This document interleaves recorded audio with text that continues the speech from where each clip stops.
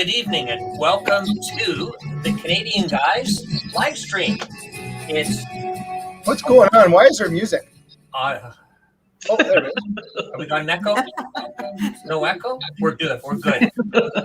We're good. So welcome everybody. I see the side chat is very active tonight. Welcome to all of our friends in the side chat. Tonight's topic is toy haulers. You'll have heard me in the past live streams. I always mention the toy hauler, and over the couple of years that we've been active on YouTube, we found out that our two guests are seasoned veterans of toy haulers. Is that a good way to put it? Well, one way. Maybe Gloria more than me. So yeah, but you live in yours. We got a great show for you tonight. Awesome. I'm just going to put a little disclaimer out there that we are toy hauler owners. We're not experts. We're not in the business. We're not here to sell toy haulers. And certainly, if you are interested in, getting a toy hauler and hitting the road, do your research, find out some reputable dealers, and have at it and have some fun. So tonight we have a large panel, right? We've got 5 of us on camera, but actually Lorilei has joined us again this evening to help out with Harley's Diners Rides segment of talking about toy haulers, and we're always glad to have her here with us.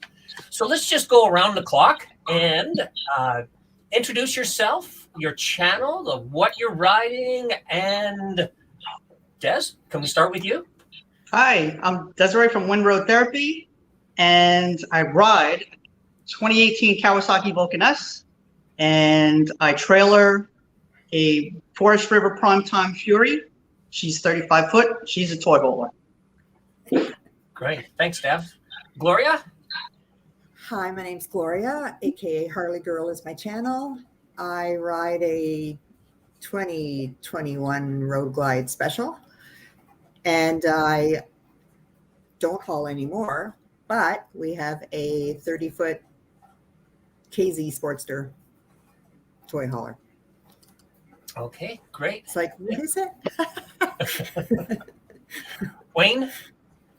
So Jarvis Bikers, my channel.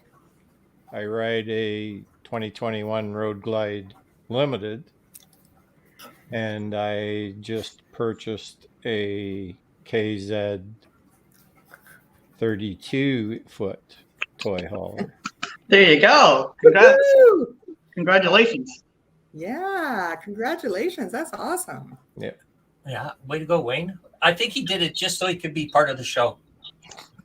Well, Actually, nothing wrong with having a base camp. Actually, ride all over and go home to the fire. Lifelong target, I guess. Yeah. Bucket Good list. for you. That's awesome. Good stuff, Wayne. Kev? Yeah, I'm Superman Kev 2001. I have a toy, but no. You have an awesome little camper. I know. Yeah. I have a 2012 electric glide with one muffler, and welcome everyone to the live stream. Great, thanks, Kev. And Lorilei. I'm Lorilei White. I ride a 2018 Softail Deluxe. Yeah. And I would say my response 2018? What is it? What is it? 2008. Oh, 2008. sorry, I lied. It's a 2008. Who knew? I don't You know. got the anniversary Bike. special. That's the It's a anniversary special, that bike. Oh, is it? Oh, very Yeah, cool. Sorry. 2008. Yeah. There you go. Well done.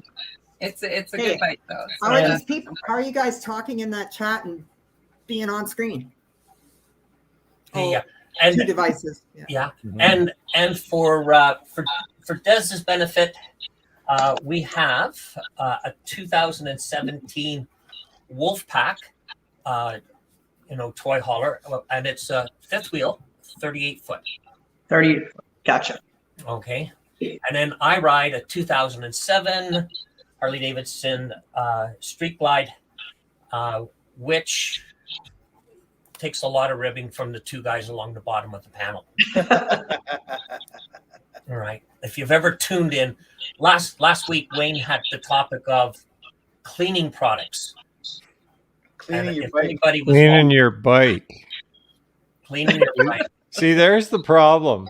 There's the problem right there. what problem? What problem? There's no problem. Cleaning your bike, Dave. Yeah, Dave. I just want you to know that when we took Kevin's bike apart, we found lots of dirty areas. Yeah, underneath. Right. And Wayne has a brand new truck and it's dirty too. So these guys are not innocent. All right. So I'm going to jump ahead and let's get to our first question. All right. And the question is, why did you choose? So we all do different types of rides. Certainly in all of the videos that we've watched you produce, right? Everybody here on the panel, you've done all amazing rides and you do them in different ways, right? Des, you just finished the world's largest poker ride. No, I didn't participate in it. Oh no! I just met up with them in Cheyenne, Wyoming, and again at the end, Sturgis Buffalo Chip. Okay. So I just support them in all that they did. Congratulations to them all. Yeah, a fantastic benefit that they did. Okay. Yeah. So here's and we talk about it a lot. Do you bike to your destination or do you take your toy hauler? So tonight's going to be talking about all of those things. So the first question is, why did you choose a toy hauler versus traveling by motorcycle only? Because we'll have a lot of people in there saying, I don't like a toy hauler. I would rather just ride my bike to wherever I'm going. Okay. So Des, I'm going to get you to start with this. And if you give me a minute here, I'll get you a picture of your bike, or not bike, but Trailer. Superman Kev, is that your trailer behind you? Yeah, that's my trailer. Yeah. Cool. Yeah, that's my rig. Okay, so there's so go Get ahead. the banner, Dave. What's Yeah, so the main reason that I have a toy hauler, the number one reason is because of my pup. Because I'm not leaving him behind. I could definitely travel around on the Kawasaki, but there he is. So, I'm not going to leave him behind. So toy hauler was the way to go. So good. He's the main reason that I got the toy hauler. Yep. And I knew that eventually I would be traveling the country. So the way for me to get down to the nitty gritty and feel the environment that I was in would be on the motorcycle. So the toy hauler would give me the comfort of home, and then the motorcycle would give me the availability to get to the nitty gritty, smell the smells, ride the rides, and also have my pup with me. Very nice. Guys, any questions for Des on her trailer? It's nice. How come you went trailers with are nice. How come you went with a trailer, like a pole trailer, instead of fifth wheel? Was there a reason, or just Because availability? this is my first experience ever with any kind of a tow behind. I mean, I towed a U-Haul from New York to down here to Florida, but I had never, outside of that, I had never camped in an RV. I've been a camper my whole life in a tent, but I've never camped in an RV. So pull behind is a great way to start. Yeah. Maybe in the future I'll move up to a fifth wheel like you guys, but yeah. Well, I think think that you would be okay, being that you're usually alone. You're not carrying a lot of cargo, so it's not going to be an issue for you. But Right. Yeah. Right now, she's perfect for me. It's just me, the pup, and the motorcycle. There's more than enough room for us. And, you know, she has a patio in the back, which was a big component that I wanted. I've used it down in the Keys, and I've used it in Fort DeSoto. So, you know, if it gets a little sloppy, you can always put the deck down and you have a patio. yeah. So just for our viewers in the side chat that may not know what you're talking about in the sense of a deck, Des, how would you describe it? Well, the back ramp also becomes a patio, and it's held by cables, and I believe it holds up to 1,500 pounds. So, you know, we could have a party up there and it'll be all good. So it's good just to get off the ground. If it's, you know, like I said, if it's muddy or sloppy and you don't want to go out into the dirt or the gravel or the rocks, you can just sit out on your patio and you'll be all right. Okay. And what's the longest trip that you've used your toy hauler for?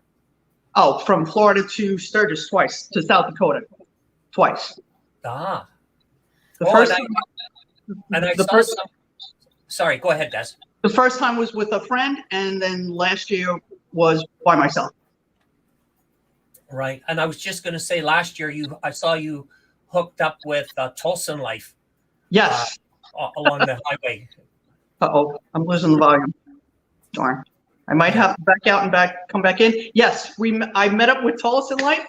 I had spent the night overnight in Tennessee. There's a beautiful rest area just over the Georgia border.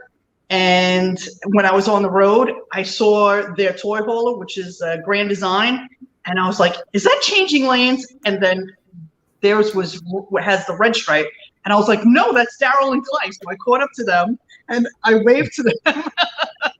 And then we eventually met up. I had stopped for gas. And then we met up down the road and we spent 2 days on the road together.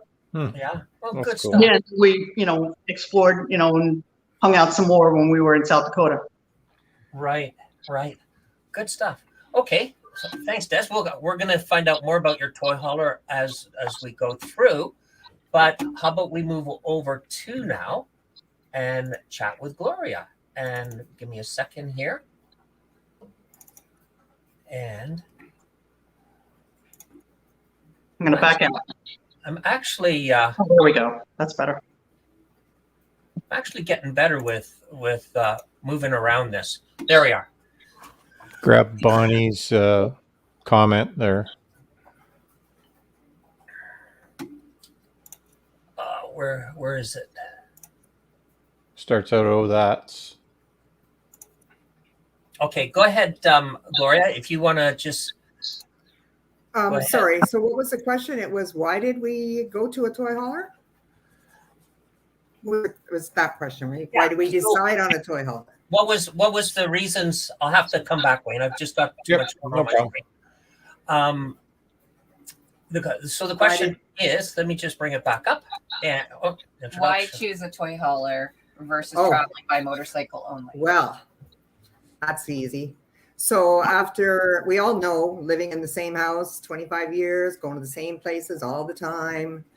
After about 20 years of doing that and traveling and getting older, and especially when you're group riding, it's You're an not agenda. getting older. It's an I'm like wine though, getting better with age. But no, you know what? Me personally, it was just the agenda you had to follow. So if you're motorcycle riding and it's a 4-day trip, I mean, weekend trips are nothing. We ride those all the time. But I mean, when you're going away for like 4 or 5 days or a week and you're on an agenda, you're going to sleep at the motel room. You always get a crappy sleep when you're not in your own bed. Then you got to get up, you got to meet everybody, be on the road. You got to go here for dinner. You got to be there. Anyway, for me personally, after doing that for 25 years, I wanted the best things in life for me. I love camping. So we'd get to a really nice place and it'd be like, oh, I wish I could stay here longer and get to know the roads. But anyway, so for me, our toy hauler is basically, I'm a minimalist. It is for home base only. So we travel it, we park it. We're never in it. We're usually out riding all the time and we just come home to our bonfire and our bed, our coffee pot. I can't handle eating out in restaurants and stuff. So I like to use my toy hauler for a home base. You can go to really far places and you're very comfortable. You have everything you need. Two best things, your motorcycle and camping. I love Absolutely. it. I love it. I just love it. Yeah. And wind road therapy. How do you guys like my cup? He's got a camper. He's got one of those pull behinds. I know. And we should talk about those. Are great too. Been there, done that. Slept in tents, done it all. But there's nothing like camping and having the luxury of your motorcycle in the morning after a really good night's sleep. Right. Great. Now, Gloria, what's been your longest trip with your toy hauler? Oh wow. The longest would be like a month. We did East Coast. We done it on motorcycles too, done the whole shore, but again went back and did it with toy hauler. It was much better. So, but yeah, that for me would be the longest. As far, far away or staying, that would be the longest trip, like a month stay. But far away places, it's been to Daytona. It's kind of been all over that camper. Yeah. Oh, good stuff. Now yours is a fifth wheel, where Des is a travel trailer or tow behind. So what type of Des? I guess you drive what a 1500 Dodge Ram? Is that what I see? No. It's 2500 diesel. It is okay. All right. My apologies. Yes. Yeah. And Gloria, you got some muscle. Yeah. What do you pull with yours? Diesel Ford 250. Right. Super Duty. Very good. It doesn't even know our trailer's on it. Yeah. Yep. If it wasn't for the little lighter, I have to remind the old boy, I'll say, yeah, we're not hooked up now. You guys too with 2500s though, same thing. You have to go with diesel. Yeah. Yeah. Oh, absolutely. Yeah. I just wanted to clarify mine is a 3500. Yeah. Wanted to make that clear. You're already we went overkill on the truck because eventually we are going on the road and going to upgrade to a bigger, we know what we want to do. So our truck is ready for it. Yeah. So, sorry, Gloria, did you say, are you 25 or 35? 25. 25. 250. Actually, Ford is 250. 250. Yeah. It's not 29. 250 Super Duty diesel. Yeah. All right. And there's your picture there of your toy hauler and your old bike. Yeah. So have you used your new trailer yet or your trailer to pull your new bike yet? Oh yeah. It fits both our road glides and they're nice.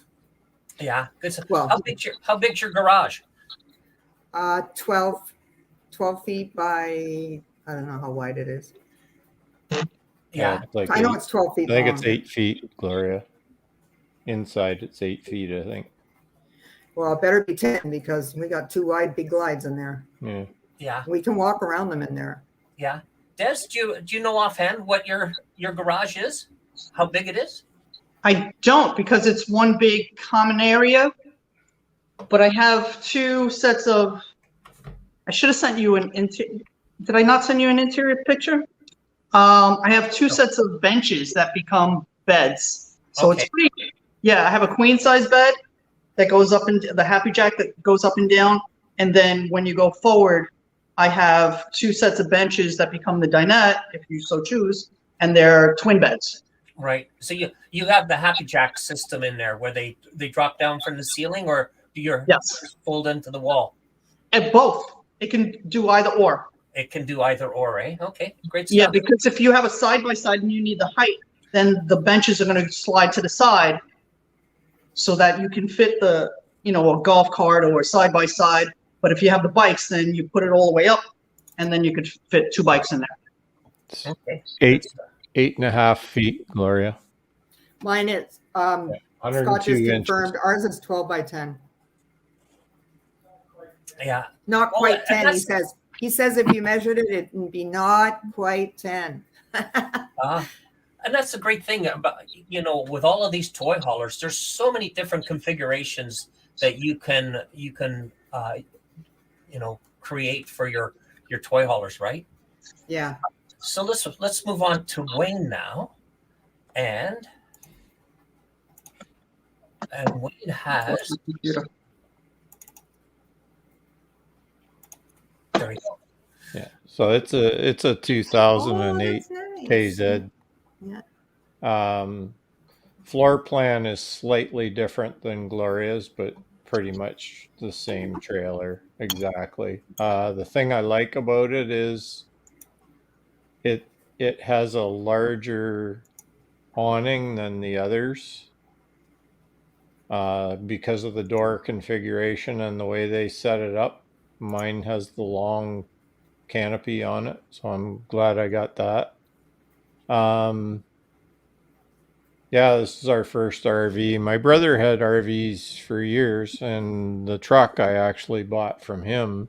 It's a 2019 Duramax, and like Gloria said, you don't even know they're back there unless you look in the mirror. So, and the guy gave me 2 sets of tires and a brand new spare, and it has a brand new roof and well looked after. The last owner that had it was a heavy truck and coach Class A mechanic, so it's perfect mechanically. There's nothing broken on it, and we got a really good deal, and we're quite pleased with it. We're just dying to get it south, and that's the reason that we bought it originally.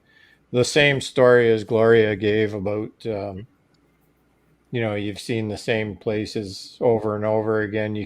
You've run out of distance. By the time you get to something new, you've used up all your time and you got to turn around and come home.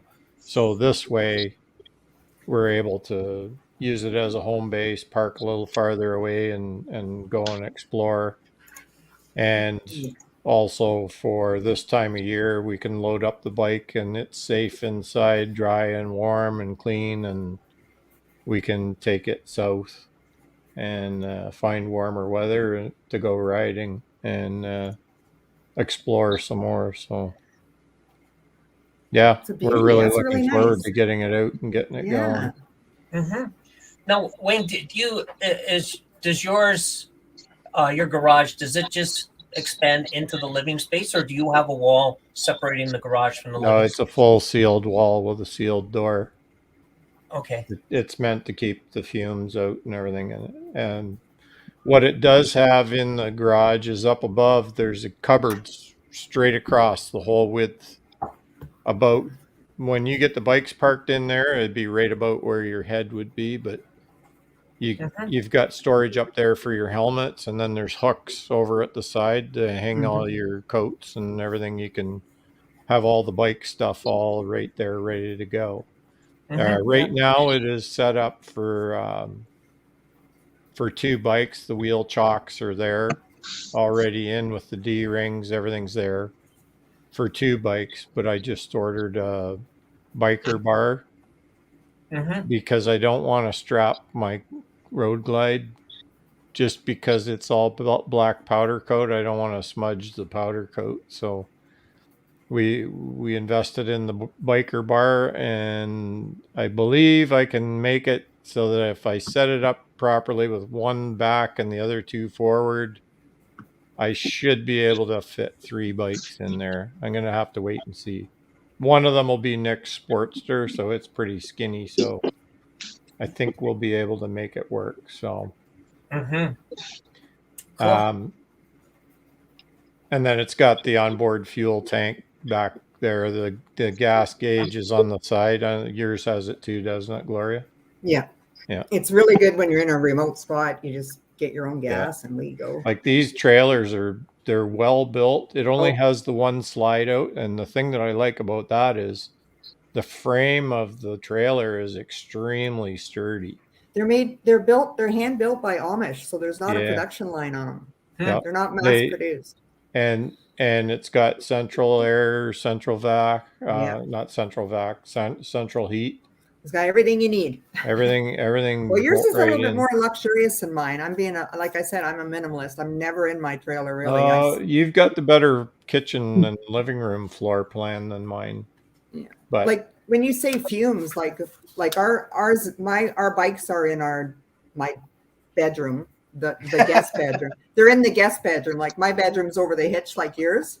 Mm-hmm. So if my bikes are in the trailer when I pull into a campsite, we don't have to worry about them. We never have to take them out, although I don't have the wall.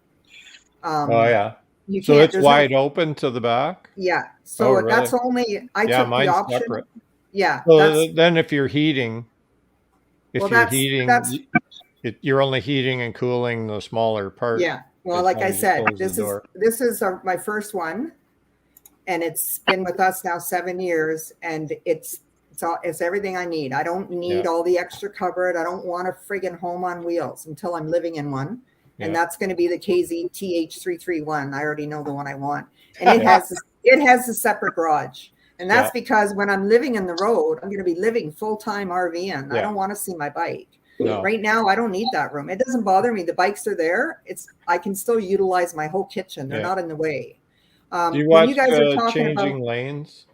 They've got they do that. They use their garage as their office when they're parked. And that will be like, I got a job out of my trailer. I'll talk to you about that later, but KZ picked me up. They're owned by Thor now. Anyway, I made my website, went to school for that, and they hooked me up, and now I'm a published author for them on road trips. That all came from KZ. But anyway, I'll hook you up with that too, because now you're a KZ owner. They pay really good money. But anyway, so separate garage will be when I'm living in my trailer. Right now, like our TV, that was the first thing we took out. Here you go, grandkids. Here's a new toy for you. Yep. Never going to use it. Don't want it. The salesman's like, oh, you got this. And you guys took the party deck. I said, no, I don't want a party deck. I don't want a balcony in my camper. I'm never going to use it. That back floor is always dirty.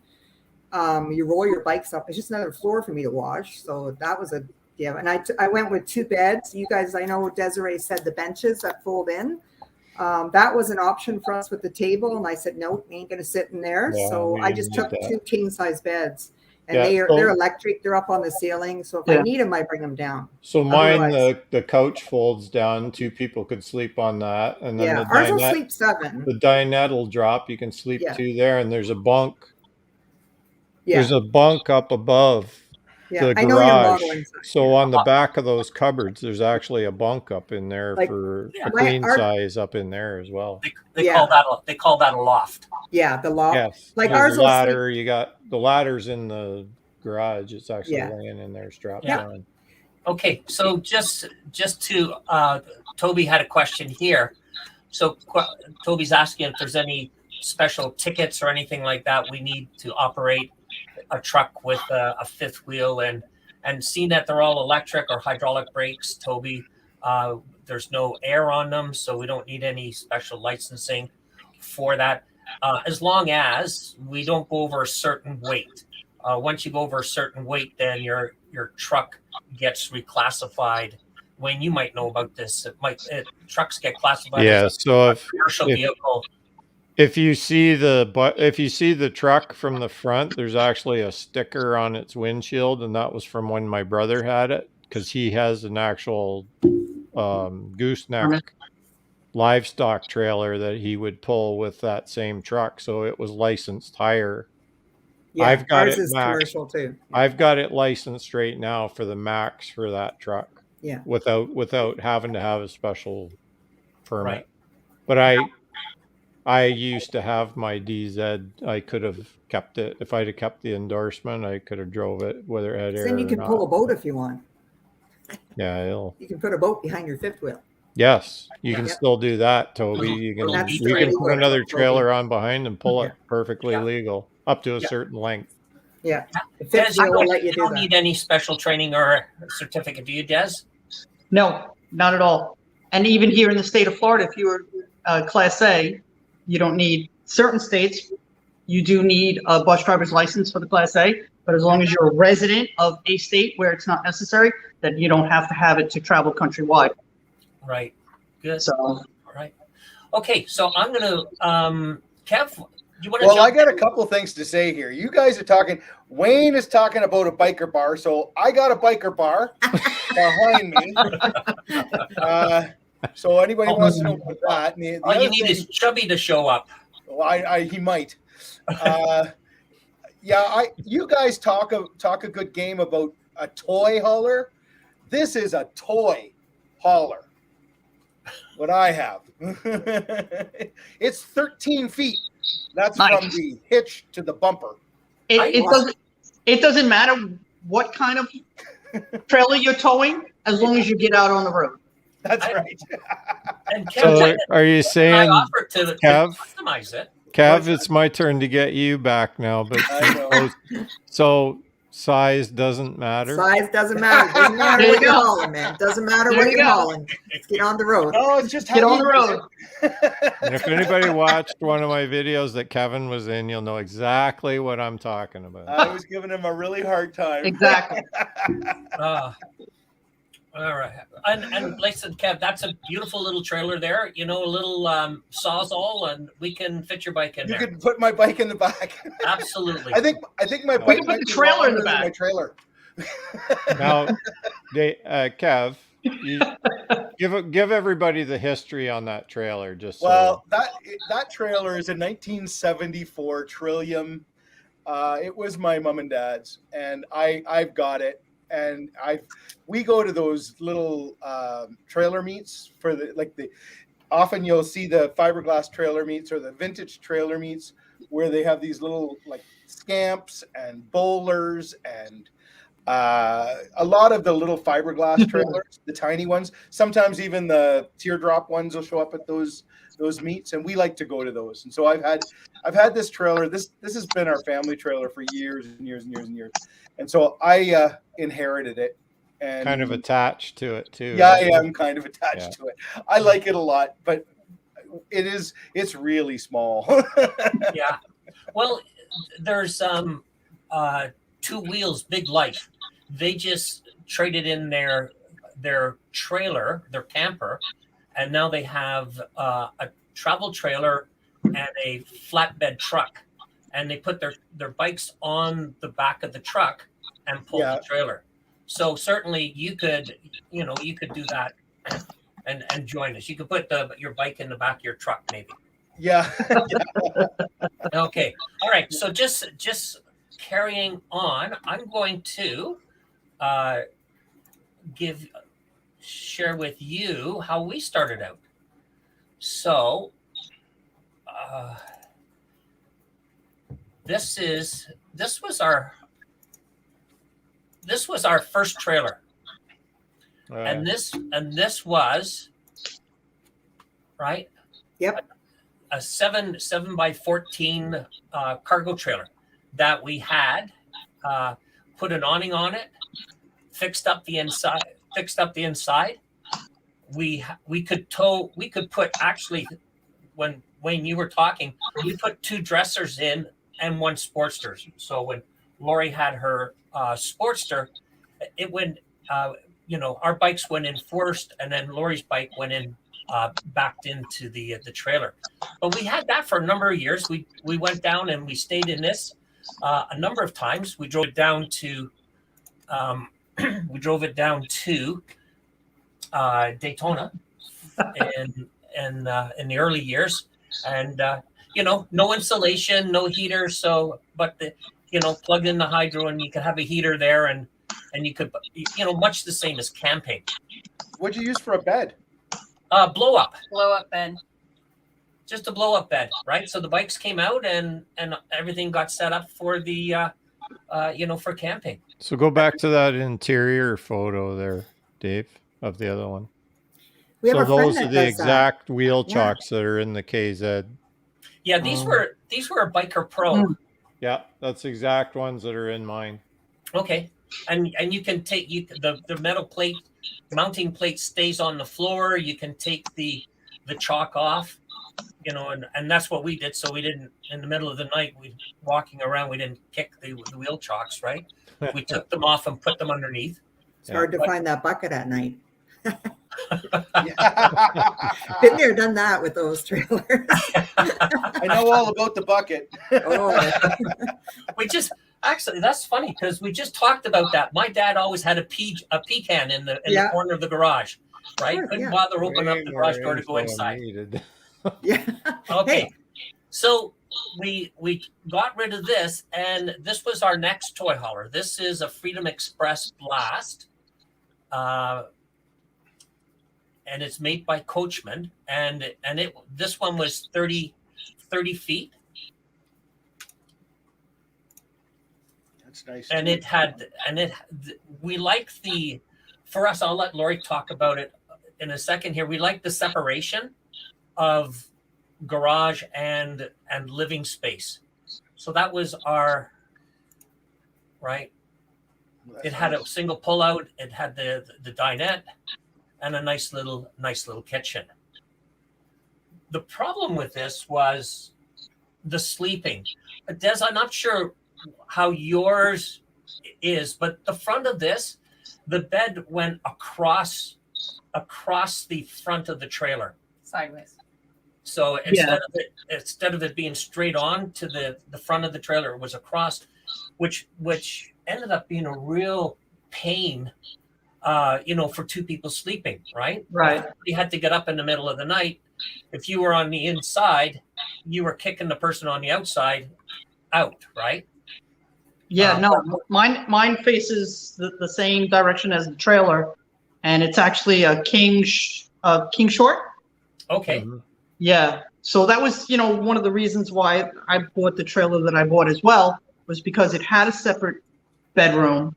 Mm-hmm. Like some of them, like there's not one that checked all the boxes. If it had a separate garage and it had a dinette, then it only had a curtain for the bedroom, or the bed went east to west instead of north south.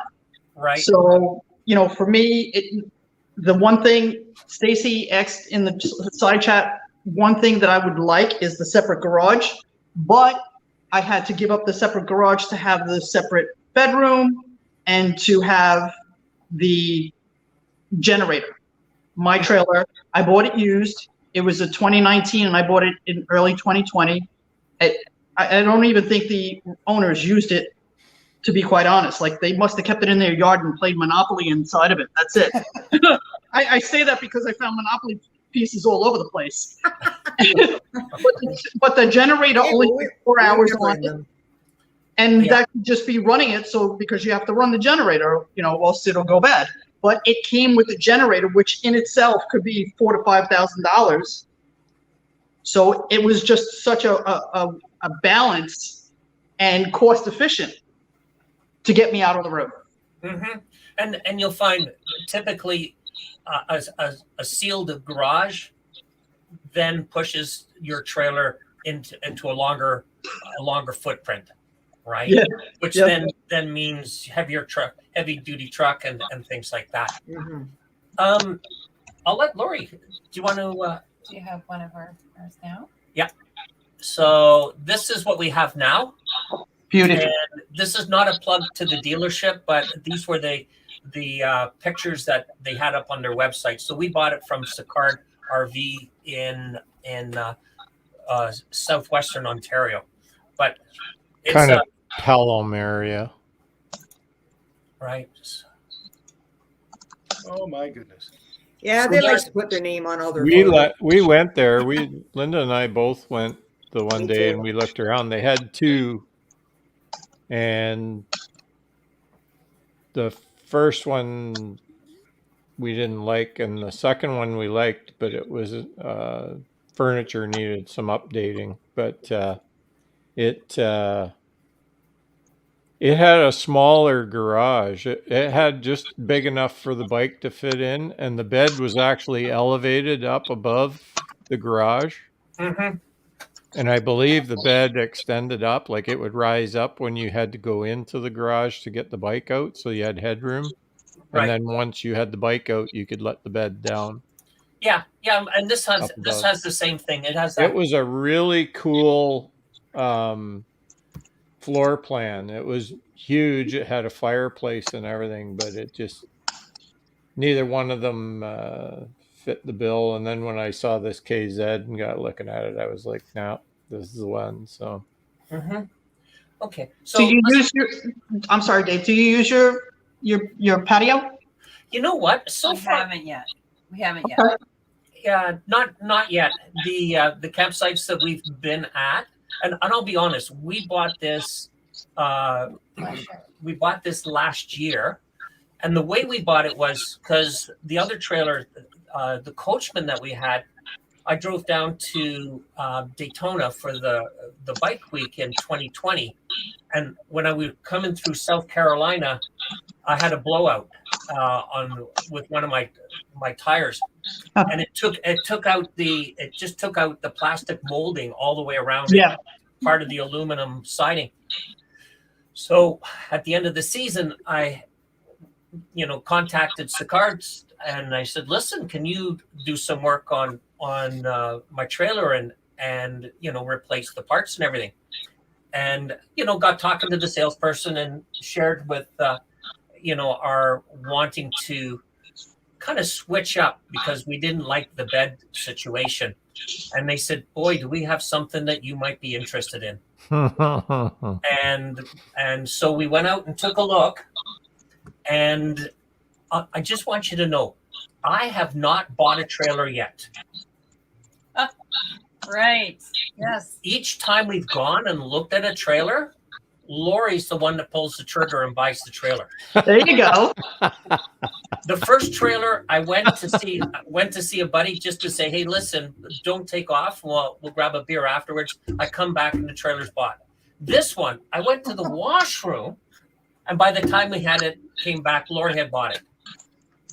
Right. Yeah. Yeah. And if you believe that, we have some swampland in Florida to sell. But just, I do want to go back because I think Peter Doherty asked if Dave cleaned my bike. He does. I just wanted to answer that question because he's retired. He doesn't have anything to do. So he does clean my bike for me. So thank you for asking that question. Peter, the topic is turn. toy haulers. I think it's toy haulers, my Peter. turn. It's my turn to talk. But I just want to go back to what you guys were all saying about why the toy hauler. So I resonated with your dog. I thought that was really lovely, actually, to bring your dog. And also being able to go, and I think you said it too, I always call you Jarvis. Wait. I always want to call you just Jarvis. But to go to an extreme location, right? Because it's cold up here. So we get to travel down south where it's much warmer and then be able to do a lot more riding. So that was what a lot of our interest was. And it is comfort. And some days it's crappy weather and really rainy, right? So it is nice to stay in something that's a little comfortable, and then having access to your own coffee and food, right? And you can travel a lot more reasonably, right? That's the point, and that's really nice, and it's a great opportunity. And you meet such wonderful characters, I think, also in the campsites. Like, I think phenomenal people. Like, we've met so many wonderful people where you laugh, you have a few beers, you drink, you ride your bikes. Music comes out around the campfire, it's awesome. And so it's also about the people, right? And meeting new people in a different environment. But, so that's really it. And I am a bit of the organizer. So, and the other reason we use this with COVID and everything that happened. Absolutely. We were very fortunate to also put this trailer in a local RV park, so that because you weren't allowed to really leave your house or go anywhere or travel or do anything. So it actually almost became a bit of a cottage too, right? So that was really nice. And for us, if we put the table down, it can sleep 10, right? And so it was nice to have the grandchildren and kids and expand, it even beyond biking. Yeah, the grandchildren just love the loft. Which is the picture Dave has up right now. Yeah, this is the loft up here. But and there's a ladder. There's a ladder, and then we built like a safety frame all the way across, put a so railing. they can't roll out. Yeah. We don't want to hear them go clunk in the middle of the night. Yeah. But going back to what Gloria said too was, like, both Gloria and I, have dietary needs, right? So mine is more, burgers and things like that. Burgers, bacon, and his only vegetable is Caesar salad. Yeah. But for me, I'm gluten free. I'm celiac, so it's very hard sometimes. So it's nice to be able to sometimes make your own food. I mean, when we were, You're terrible. I have a food group, and Wayne's got a food group too. It's called. Where did we go for breakfast, Wayne? A&W. A&W. There's a. But yeah. Well, clarify that, Dave. Like, we don't go there all the time, but during COVID shutdowns and you want to get breakfast away from home, A&W is the best place. Yeah, I have a couple other food groups, McDonald's, Tim Hortons. But you know what? Being able to, get up early in the morning, go for a ride, come back to the trailer, make a lunch, then rest up for a little bit, head out on the road again. Those are the types of things that we like. It really, using, as Gloria says, using it as a jump off, right? For your rides and that. Okay, so good. Anyway, so there's our new trailer, and we're looking forward to it. So we're already booked, and there's the floor plan of it. And we've got as you see here, ours is a 13 foot garage that we have in ours. So, and where we booked, you kind of went half sentence there. Yeah. So we're confirmed. We're hoping the borders are open, or else we'll charge them. We're heading to America this spring in June, and Nice. we've already got our lot reserved. So yeah, we're looking forward to it. We've had it out on non-biking vacations with the grandkids and that. So we're really looking forward to heading down to the US for America.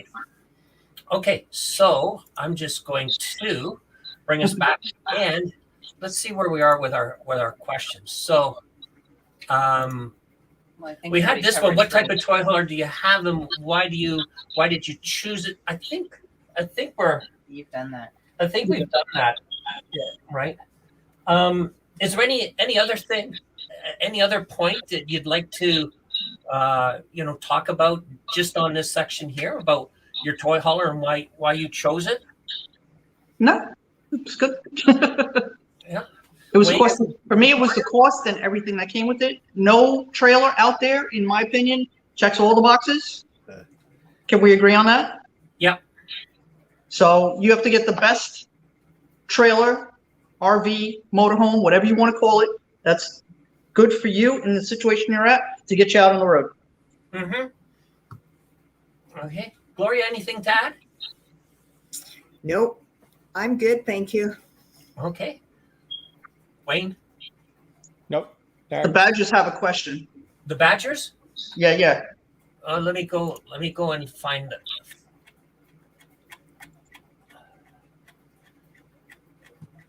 I got it. Why a toy hauler over a full-blown RV? I can answer man, that. because you want to Okay, go camp ahead. it. It's called winter. Oh, yeah. So I brought my trailer home on Friday. Well, Oh, did you now? I parked it at my brother's farm, and today I went to get in it, and the snow was up to my waist. Yikes. Yeah, I had to clean the driveway twice today. So that's why not a full-blown RV. We need to put the bikes in so that they're in out of the salt, so we can travel far enough to be able to get them out and go for a ride. I think he might mean a lot of people think toy hauler is like Dave's first trailer, like it's just a trailer to haul your bikes in. He might have missed that it was an actual RV Yeah. toy Yeah. hauler. It's like a lot of people say that to me. Oh, you have a toy hauler? What do you do to use the washroom? Where do you sleep? Yeah. And it's Yeah. like, oh, it's a RV. True. They toy do hauler. call those ones toy haulers too, because That's they right. have the ramp. So Yeah. So some people hear it and think, oh, how come you're not in an RV if you're going to haul your bikes? yeah. Mhm. These are full house trailer RVs with a garage built into the back with a Yeah. ramp. Mhm. I think that, when you talk toy haulers, though, I think you make a really good point about the little one that Dave and Lorilei had with I think there's an awful lot of people that, you want to go to a meet or something. You don't want to ride the whole way. You can have one of those. You could put a porta potty in it if you wanted to, and a Yeah. blow up bed. And you Murphy get beds. yourself- a toy hauler. Yeah, Yeah. it is. They're Yeah. they're becoming more popular now. The guys are fitting them out inside. They're putting washrooms in them, Yeah. fold Murphy down beds. beds on the side. Like they're Yeah. getting pretty Oh, yeah. fancy. Hardwood Yeah, floors in them. I saw one guy. What he did is he actually built a kitchen at the front. Yeah. You know, Yeah. and Yeah. Yeah. Yeah.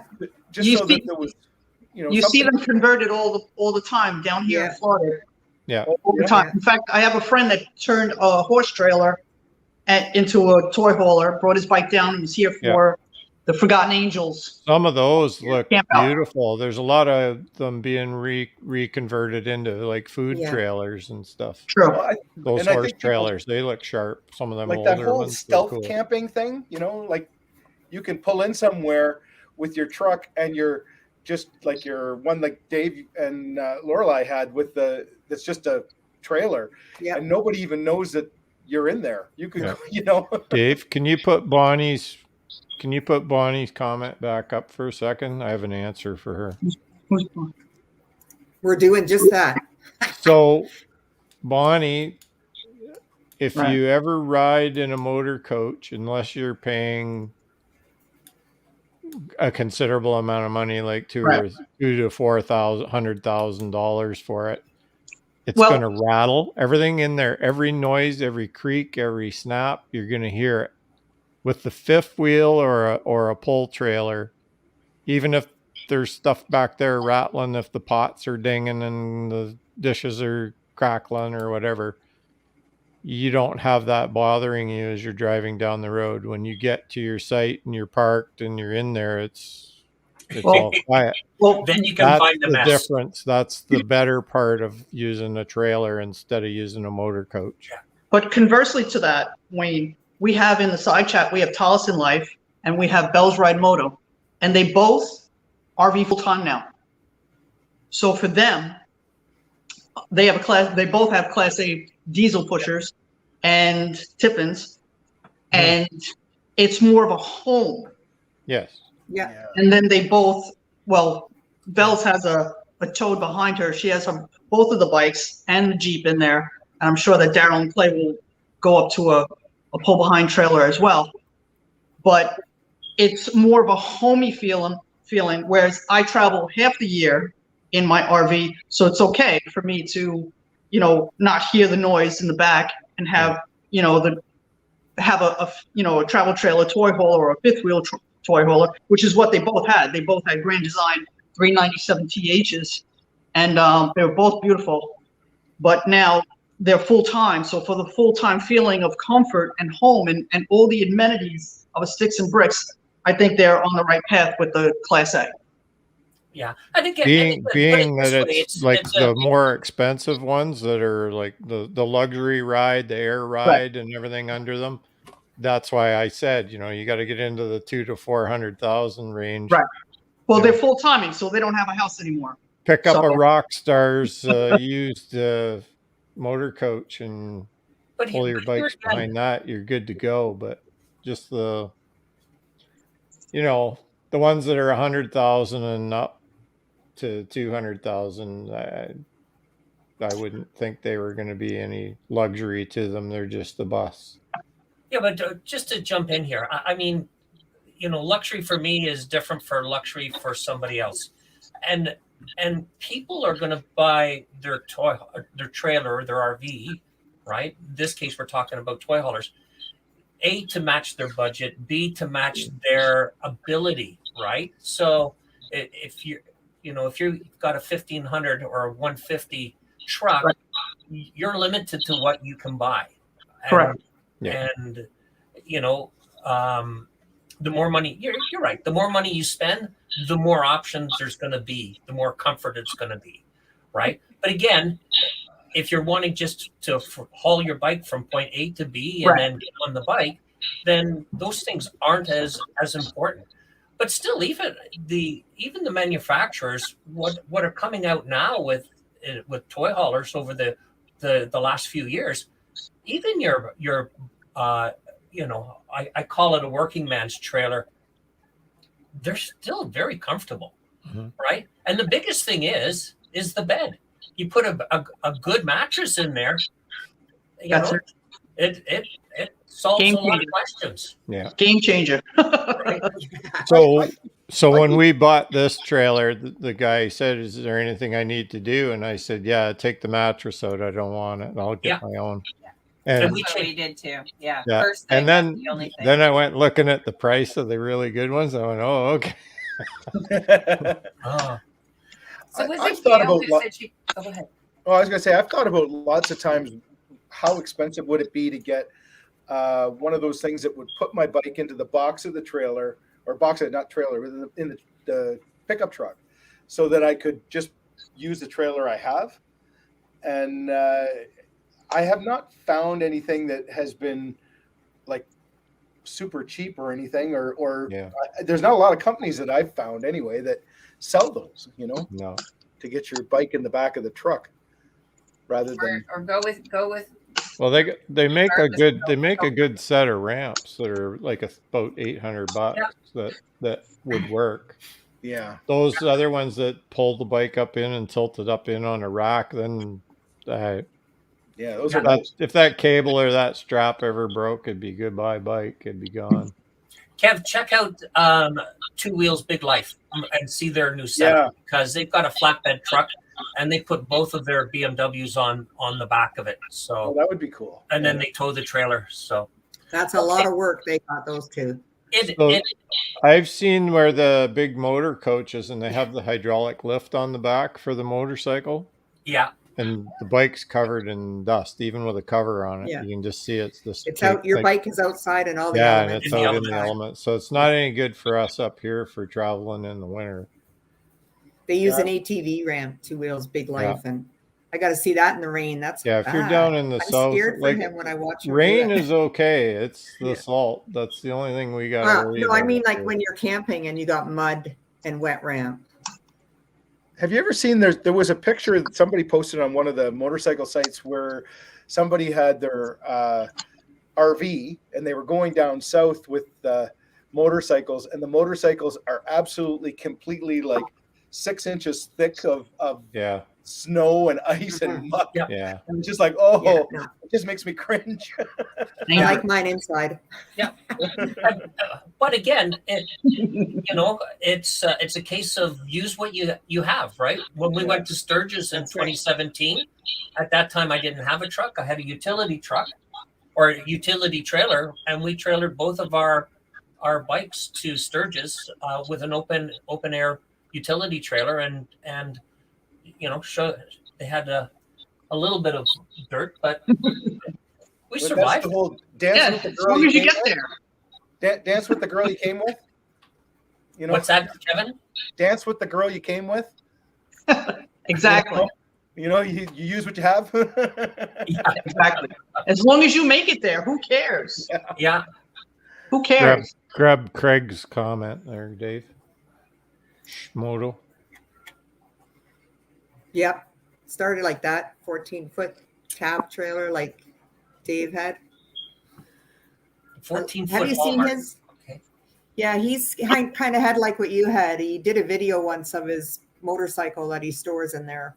Mm-hmm. Okay, so let's catch up. Where are we here? So we've talked about why did you choose it? What would you say the benefits are? Let's just do a quick. Who wants to sort of like just give us a quick summary of? We'll get one of our guests just to give us a quick summary of the benefits of using a toy hauler. So, Des, how about fire off a couple of benefits? The biggest benefit is the comfort of your own surroundings, especially in these times of COVID. For the last 2 years, for me, and I don't even like hotels to begin with. I always go in first and sanitize the whole thing so I don't poison my poor dog. And then, he has his own little surrounding, his own little area. So he's comfortable. I'm comfortable. He's going to sleep through the night. We're good.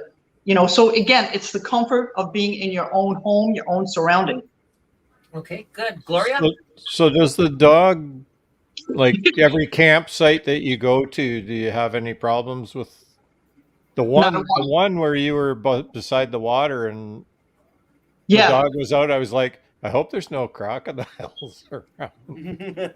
Oh, which I- you got to let me know which Yeah, I Which can't one? remember which one it was. I was watching, and you were backed right up to the back, and there was like greenery and a fence behind you, and I just thought, Oh, that was in Curry Hammock State Park. No alligators. oh, okay, No alligators. Crocodiles though, American crocodile. Yeah. But further, a little bit further north in the Keys, Yeah. not really so much there. But yeah, he's safe there. They have huge iguanas, which are invasive species. But no issues there with him whatsoever. yeah, Yeah. He stays pretty close to home. Yeah, he doesn't go anywhere. He's 15. Oh, he's tired. You know, boy. Yeah, Yeah, he's an old boy. yeah. We keep our German Shepherd leashed. So Yeah, he stays on the leash. Some people get old crazy, you know, if he goes wandering or whatever. He's not going to hurt anybody, and he just wants to say hi. But you know, some people are afraid of dogs. yeah. Gloria, what would you like to add in here on the benefits? Oh, I got my bike with me. I'm camping with my bike. I got the comfort, like Desiree said, of my bed, my surroundings. But I like to travel. I'm a road warrior. Like I said before, I've done it all on my bike. My body just tells me it wants a little bit more comfort now, so I can ride the next day, so I can sleep in a nice bed and head out the next day knowing that, you know, I'm not sore. And I don't know about you guys, but my first night in a motel room, I don't sleep. Yep. I can't. I got to try to get used to everything. And so it's really awful for me. And everybody wants up at 6, then you got to head over to the restaurant and eat, and then you got to jump on your bike and ride for 12 hours because the guys I ride with are 10 hours tank to tank. So I like my own bed and my comfort and my coffee pot in the morning. So my benefit would be, you know, you got the best of both worlds. You're camping and you're riding. Good stuff, Lori. Oh, nothing else to add? No. You know what? Well, here, Wayne. What's Anything? I was typing. What's Oh, the okay. question? It's like the kid in school when the teacher catches you doing something. No passing It's like, notes. So we're looking for a benefit. Kind of just recapping here about benefits. So, what would you throw out there as your Just benefit? the bike's protected for traveling in the wintertime to keep away from I just put a note up about the salt and the brine solution, and just Turn that that brine, it's actually designed to stick to the road, and in doing that, it's able to stick to your vehicle too. So if it gets up in under the tank or anywhere where you don't usually get up in there to clean on a regular basis, it could cause a lot of problems. It corrode and rust things that you can't even see. So to keep it safe inside the trailer, and then you get down wherever you are, you can wash the trailer, and the first thing that I'm going to do when I get a chance is I'm going to rust proof the underneath of the trailer just so that it's protected to do these rides. But the bike's safety is the ultimate thing that we're looking for with this. Yeah, Kev. I've got a question. With all of you who have toy haulers there on the panel, have you ever had an instance where, for whatever reason, because it does happen, where you didn't fasten it properly? Have you ever had it fall over or move or shift when you're driving? No. No? Anybody? No? Thank God. One of the guys in my riding group, the D-rings pulled out of the floor. Oh. And his wife's Fat Boy was fine, but his bike leaned over against the side of the trailer and scuffed the paint a little bit. But so he put the tracks in, right, and had those professionally bolted down so that it was safe. And so, yeah. I guess most of these ones, if you're buying one that is a legitimate toy hauler, it comes with all the proper mounting things, and it's not gonna, as long as you hook it up right, it should be fine, right? Oh, and yeah, don't be in the trailer. There's a load rating on those D-rings if you actually look at them, and if the trailer's cheap and it doesn't have those markings on it, change them. Yeah. Just bite the bullet and change them. Which brings you to one of your questions, right, Dave? What's that? Which question's that? What kind do you use for motorcycle chocks? Oh, the wheel chock. Yes. So do we know what So wheel chocks, for my trailer, I have a set called Bolted On, which are ones that just connect to the D-ring. Right. And they're adjustable. So if I have one bike, two bikes, three bikes, it's just a case. It's all modular and slides, together. And it's been great. I've drove down to Daytona in 2020 with them and never had a problem.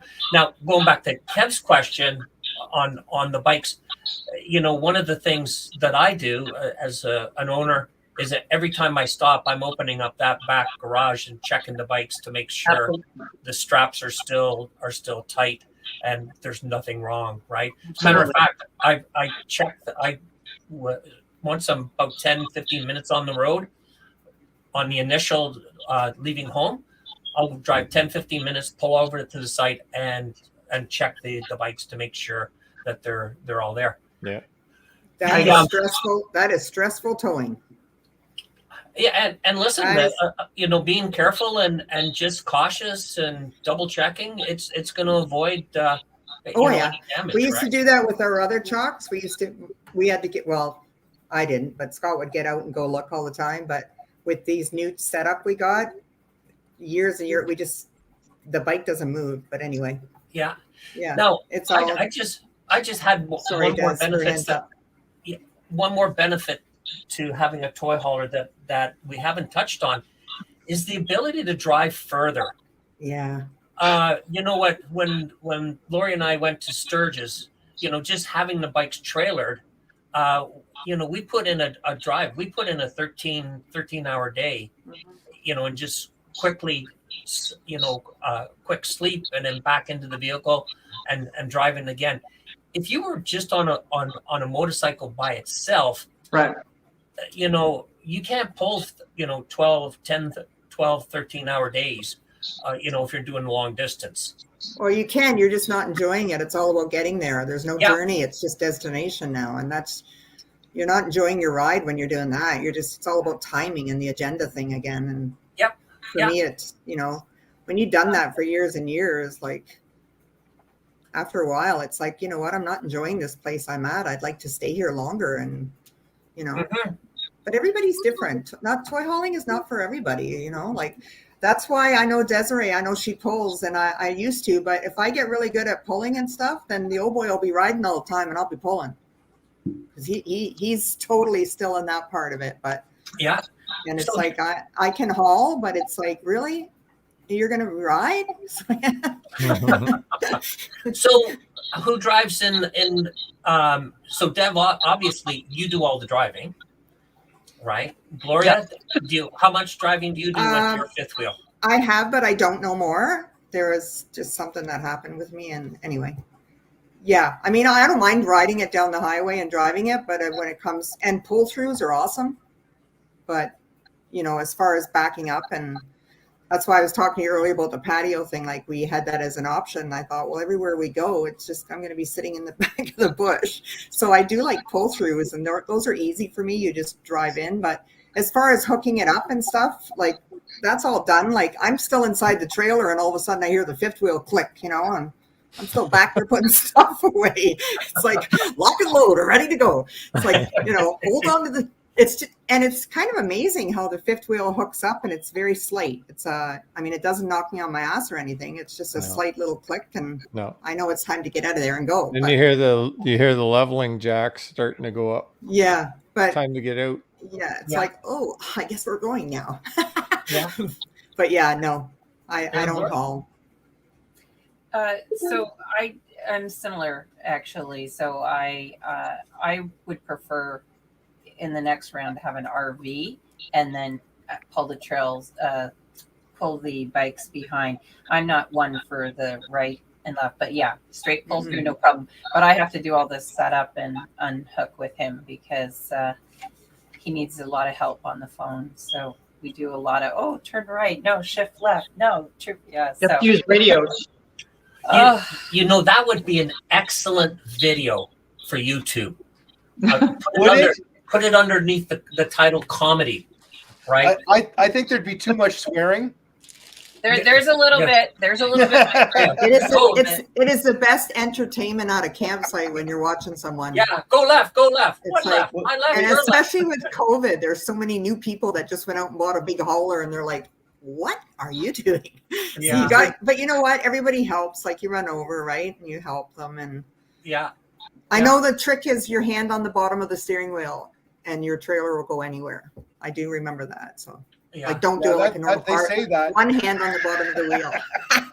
Fifth wheels are easy. Des has got it harder, but you know. I have no issue. Like now that I have the hang of it, it only took 2 trips by myself.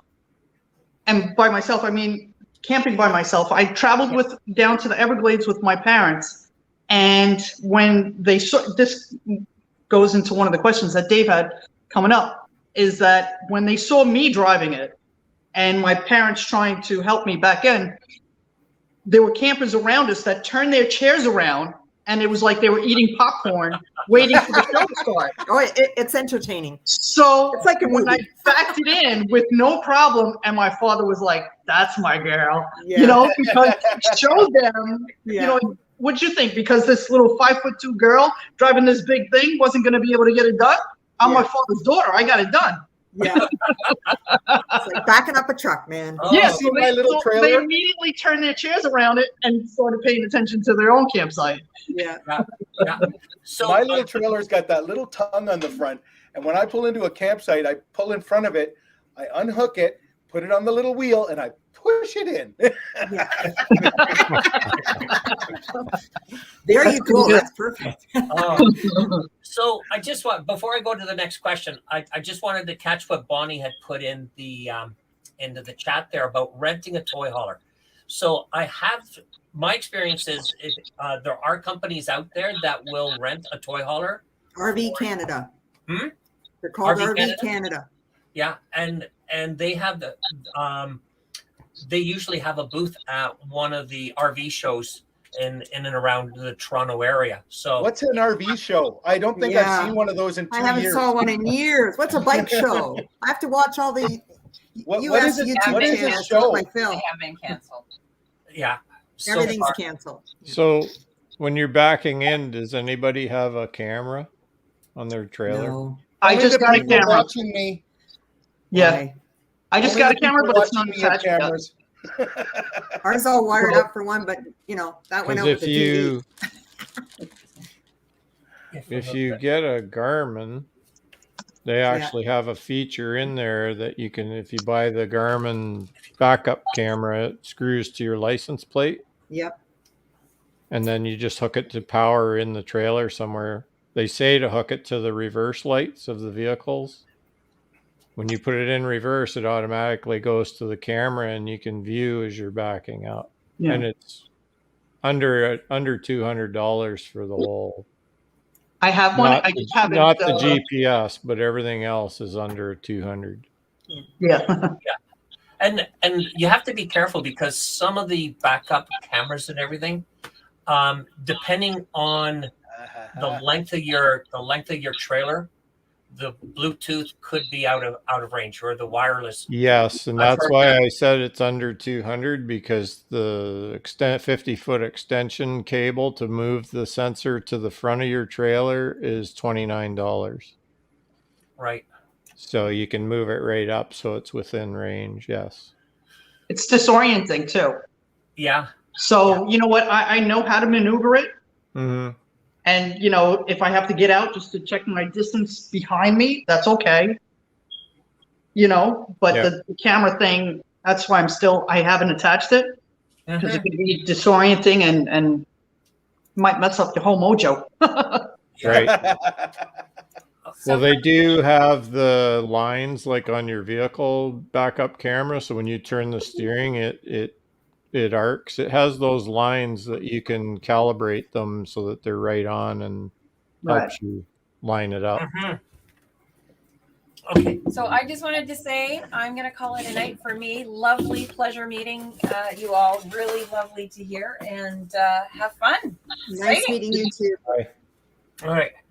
And okay, so Wendy Therapy had a question about accessories. So why don't we leave that for the end, and we'll come back around to it. Dave? Yes. Can you go? I shared a screen. Can you grab that just so that I wanted to show this other mount that I ordered. Oh, right. This one here. Well, this is the biker bar, the B&W. And I didn't pay that much, by the way. What it does is it clamps to the bottom of the frame of the bike, and they show it as being fairly sturdy, but I do believe I will put 2 ratchet straps on the back to hold the bike in an emergency braking situation. I think, But other than that, straps aren't required for it, and they're quite popular now. So I think Belle's in the comment. I think she has that very same bar. I have on. It's being made specially for my trailer. Is the bolt-on like you, Dave? Because my D rings are not parallel to each other. Don't know why. yeah. It had to be specially made, and they're in the process of making it. But right now, I use a Harbor Freight wheel chock. That has 2 ratchet straps, and then I have 6 around the bike because I travel by myself. You know, I need a little extra insurance. You know, and every time I stop for gas, I'm in the back of the trailer checking and tightening whatever needs to be adjusted. Right. So. Okay, so here's some. Let's have some fun here, because I'm sure we all have stories of this. So, what are people's reactions when you pull up with your toy hauler? Right, Des, you used to. Yours was, you know, all the old guys sitting around watching you back in. Yep. Yeah. I had an instance where it's really tight in some parts, and you know, if you're at you're opposite of whatever, so the guy across the way had his truck out onto the street a little bit, so it made it really, really difficult for me to pull in. But you know, it becomes a spectator sport in some parts because they think you're gonna mess up, and you know, I have it down pat. I can back her in, no problem. So they're really shocked when they see this little person get out of this big truck, towing this big trailer. I'm only 5'2", maybe 5'1". 5'2" and change. 5'1" and change. 5'2" and shrinking. So they're really shocked. They're really shocked. So right. Gloria, how about you? Spectator sport. I like that term. Yeah, you draw a crowd. Like, people come and watch you unload. They can't believe you got 2 motorcycles in there, and they're going to buy a toy hauler now because they got canoes and kids' bicycles, because toy haulers can be used for everything. Even wheelchair accessibility are what toy haulers are known for. But yeah, I don't know. To me, it's kind of bizarre because we own one and we're used to it. But when we pull into a park, it's like, and Scott's kind of shy. So it's like, oh my goodness. Yeah, there's people watching you. And then they come over when you're leaving and they watch you load them back up again. And they got to see inside the camper because they're just astonished that some people have never seen a toy hauler before. They're shocked that they make trailers that do these kind of things. So yeah, very much so. We have people that come from campsites down the street. They've heard about the toy hauler, so they want to come over and look at it and learn about it. The spectator sport is a very good term. it's true. It's entertainment for the camping. It's amazing. It doesn't matter where you go. Like, you can pull into a truck stop overnight when you're camping, and you got people coming over, and that's even when I that door's not a camper. Anyway. Well, because we're diesel, we have to pull into the tractor trailer lanes. And then I get out, and thank God I have running boards, or else I wouldn't be able to get in and out of my truck. And they look at me, and they're like, "Me too. You're driving this thing?" Yeah. Hey, there's 5-foot girls that ride big trucks, but yeah. Hey, running boards. So I'm tall. I'm 5'7", and I use running boards to get into our truck. I can't get in without them. I have to pull the handle, stand on the side. Well, watching it's Linda a slide coming out. I just slide out. Watching Linda get into this 3,500 now. She's 5. Well, she's probably under 5 now. Oh my! Yeah. She needs a step stool. It's kind of cool. Yeah, I know. Yeah. So for me, especially especially when going to the bike rallies and that. As soon as you like for me, usually I offload the bikes first before I back the trailer in. Correct. And that as soon as the ramp goes down, everybody comes over with their beers because they want to see what bikes are inside. They want to see the bikes. Yeah. Right. At bike rallies, there's so many toy haulers. Oh, That's okay. I recruit them because I need help getting my bike out. Because it's the first in line, Yeah. and the first Yeah. one that's going to help me. Yeah. Because there's a certain point when I'm backing the bike out that I'm not touching the floor. Mhm. And that's fine because you don't touch the floor when you're riding a motorcycle, No. except I'm going in reverse. Yeah. Right. So I need just somebody to hold on to the back, make sure I don't fall over. Yeah, I know that. We put an extension on my ramp because of that reason. No, I Wow. just can't touch the ground. My bike's I don't- bike's low too, so yeah, you're sure. You You, know have that- that swinging period where your feet are in the Yeah, air. yeah. Remember, at best I'm 5'2". You know what? You need a pair of platform boots. You know they were big in the 70s. Maybe they're making a comeback. Oh, that would be funny. But I've You're- had you're it not- where I've had You're it. 4'27". Yes. But I've seen it where I've pulled in, and I'll have my trailer on the roadway. You know, in the RV park, it'll be on the road. Pull the ramp down. Start trying to pull the bikes out, and there'll be two or three guys. They'll come over with their beers, and they start telling you stories, and they want to talk to you, and they want to know this, they want to know that, and you're going, guys, come back in half an hour after Right. us, Right. right? True. Not now. They should know better because that's the number one rule when you're setting up and breaking down. Don't talk to me. Yeah. Yeah. You know, I you have to was at a focus campground. on your different steps. I was at a campground one time, and we had a drive-through spot, and the people beside us pulled in with a big diesel pusher with a car hauler behind it, right? Mhm. And he came in. They had a classic car and a motorcycle in the car hauler, and they had the bus. And I'm thinking, I sat there with my beer, and I said to my wife, "Oh, this is going to be funny. Let's watch See? how they let's watch how they do this." The guy pulls in with the bus, and before he even got out, I see these posts coming down underneath it. The whole thing levels itself. The door opens. He opens some compartment thing, pulls out a couple of lawn chairs, sets them in the middle of the bus, pushes some button, and the thing went up, and a big screen TV. He said, "Okay, kids, you sit here. That's it. Good for Leave him. your mother alone."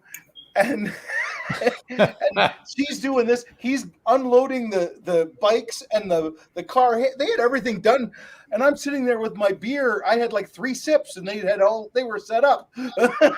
See, spectator sport. Yeah. I know. Okay, so let's jump in. Is there anything bad about toy hauling? What would you say? They're really expensive. Disadvantages? Right? How about My we start- brother says they're a money pit. No, Agreed. that's Chevys and GMCs. No. That's how our business grew. Yeah. So Like that. let's start off. Gonna be Gloria, why don't we frustrating. start off with you? There's disadvantages. I didn't know. Well, being a Canadian, for those in the States that are into chit chat, it is very expensive here to insure your toy hauler. I met a person at Daytona, and they insured their toy hauler for $75 a year. Oh, their bikes. Sorry. Yeah, their bikes. Sorry. That's why they have so many bikes down there in the States too. The disadvantages to me are being a Canadian. If you're not retired and you haven't got your summer holidays booked, you buy, like Kevin said, they're expensive. So you got a $65,000 unit that you're, paying storage for in the winter or parked in your driveway because you can only use it on long weekends. And in Canada, we get 15 days a year. So you better book your 2-3 week vacations and get to the States as often as you can and travel that wonderful Canada, like North America, awaits you. Yeah. because you got to utilize that toy hauler. Yeah. The wheel estate. I call it wheel estate. Mhm. Wheel I've estate. invested in wheel estate. You know my story on that, Dave. Wheel estate. Wheel estate. I like that. Yeah. Des? Not really a disadvantage for toy hauling, or just a disadvantage for RVing in general. Is here in Florida in the wintertime, it's really, really tough to get a reservation. It's really tough. Damn those snowbirds. I didn't say you did. I didn't say Well, we you know did. that's the reason. I hear it all the time from my friends. They'll say that. Well, you know, it's my winter too, and I live here, and I can't get a campsite in my own state. So, Well, they love the tourists down there. listen, they keep the economy going. I'm not That's right. going to discredit that at all. That's right. But no, I know therefore- it's tough. Yeah. Therefore, I have no state income tax, so I appreciate that. Yep. So, the economy. yep. Yep. But no. And you have to leave your vehicle to go pee on travel days. That's what Bell's Ride said. Yes, that is a disadvantage. When you make your bathroom breaks the same as when you fill up. So when I stop at the gas station, that's when you check the rig. That's when you use the bathroom, and that's one of the benefits of having your own rig, is that you're using your own bathroom. That's another benefit. But anyway, the disadvantage is that I can't get a reservation here in the state of Florida. Yeah. Mm. And it's getting more and more like that now. Yeah. Yeah. It's the same way here now. We can't get campsites here now. Yeah. Ever since COVID hit, on February, our campsite things open up online on March 1st, and it is absolutely ridiculous. It crashes all the time. There's hundreds of thousands of people that are bought RVs now, and it's not like it used to be for me. I used to be able to get a campsite anywhere, and now I can't. Mm-hmm. So I totally can relate to that. Toby Northern just said a good thing, but being a Canadian as well, owning your motorcycle, and we got to pay insurance for the full year on them. Ours are away for 6 months too. Our bike. It can get expensive with storage. But that's our time to upgrade, customize. Yeah, that's my downtime. I don't, when people say, oh, it's wintertime, I can't ride. It's like, you know what? It's restoration for me. Like my body needs it too. I get to do other things that I enjoy. Yeah. It's downtime for me. I get to do things to my bike and just kick back. So yeah. Pros and cons. Yeah. One of the other advantages that I know of, and I know I can't believe that I'm actually adding to this conversation, but I have a friend who has a toy hauler that lived in an apartment, and it was a place to store his bike. So he stored his toy hauler at a place where you store RVs and such, but in the wintertime, he put his bike in there and he stored the bike and the trailer, and all at once. Mm-hmm. So there is an advantage that way. Sure. That's a good thought.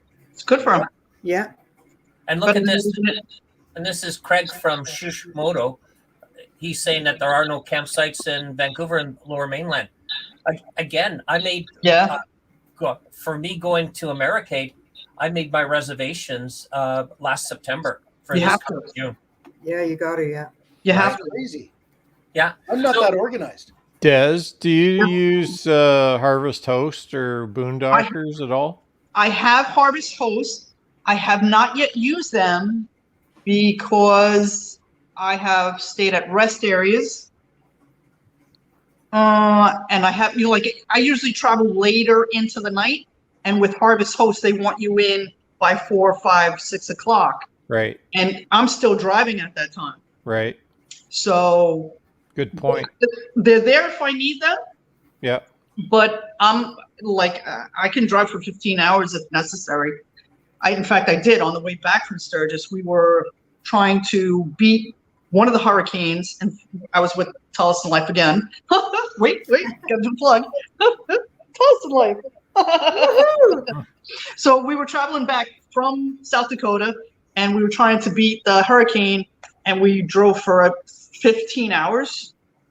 Yeah, so the thing because I haven't tried them, but I've done a lot of reading and watching a lot of YouTube on the Harvest Host. The thing I don't like about it is that you're only good for one night. Some of them are a little bit more nights, 2 or 3 nights, depending on which one you get. Right, but what they say is you can't ask, you've got to be invited, is what they say. Okay.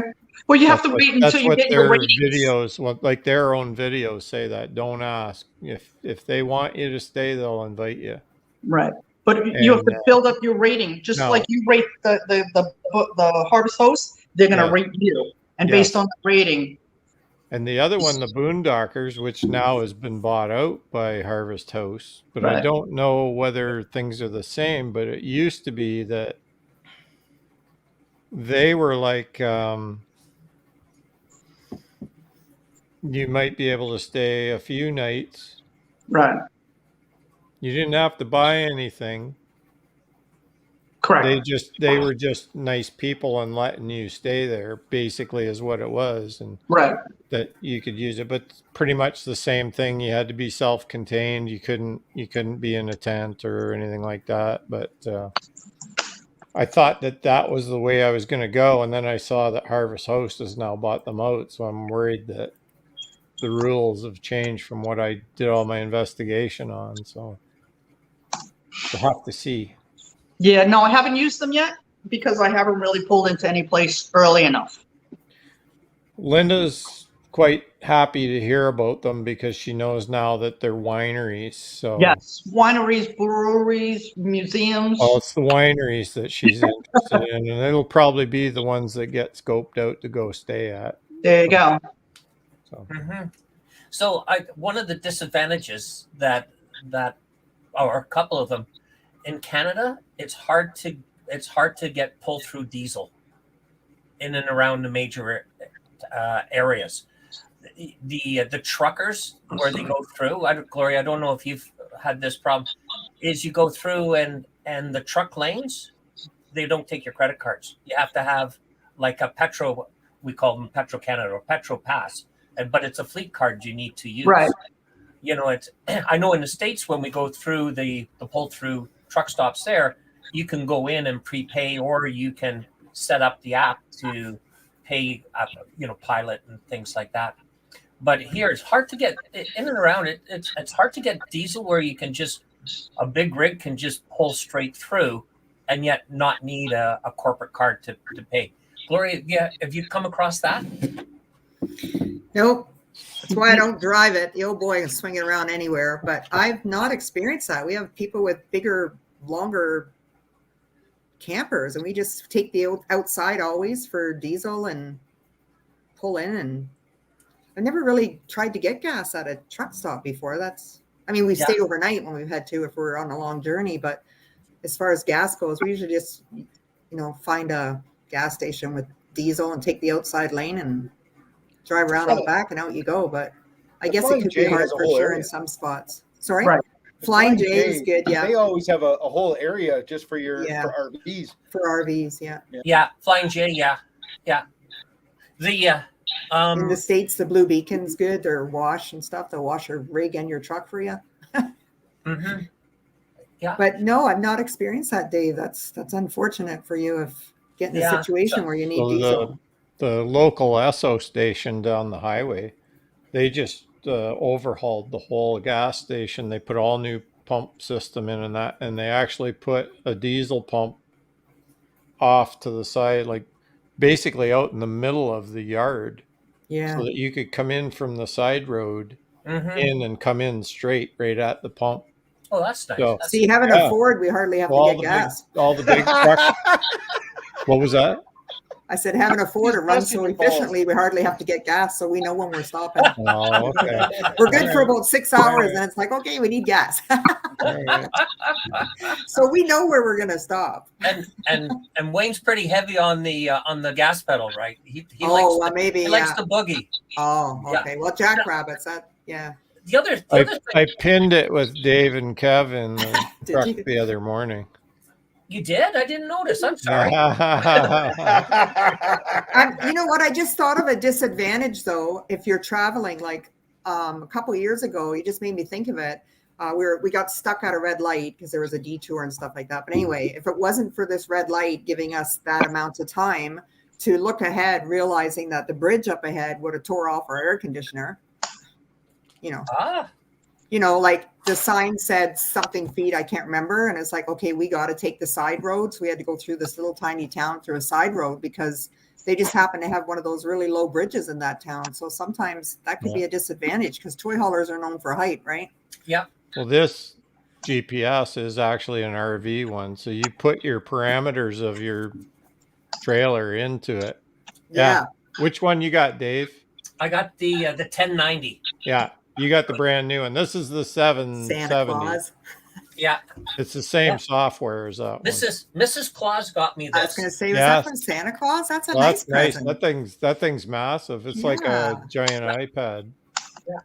Yeah. But it'll tell you, like, it won't route you through that street. It would take you around that. Yeah. So yeah. That's the good part about and that. That was a couple of years ago before that technology came out. I paid $250 on the way home Saturday or Sunday for that, Dave.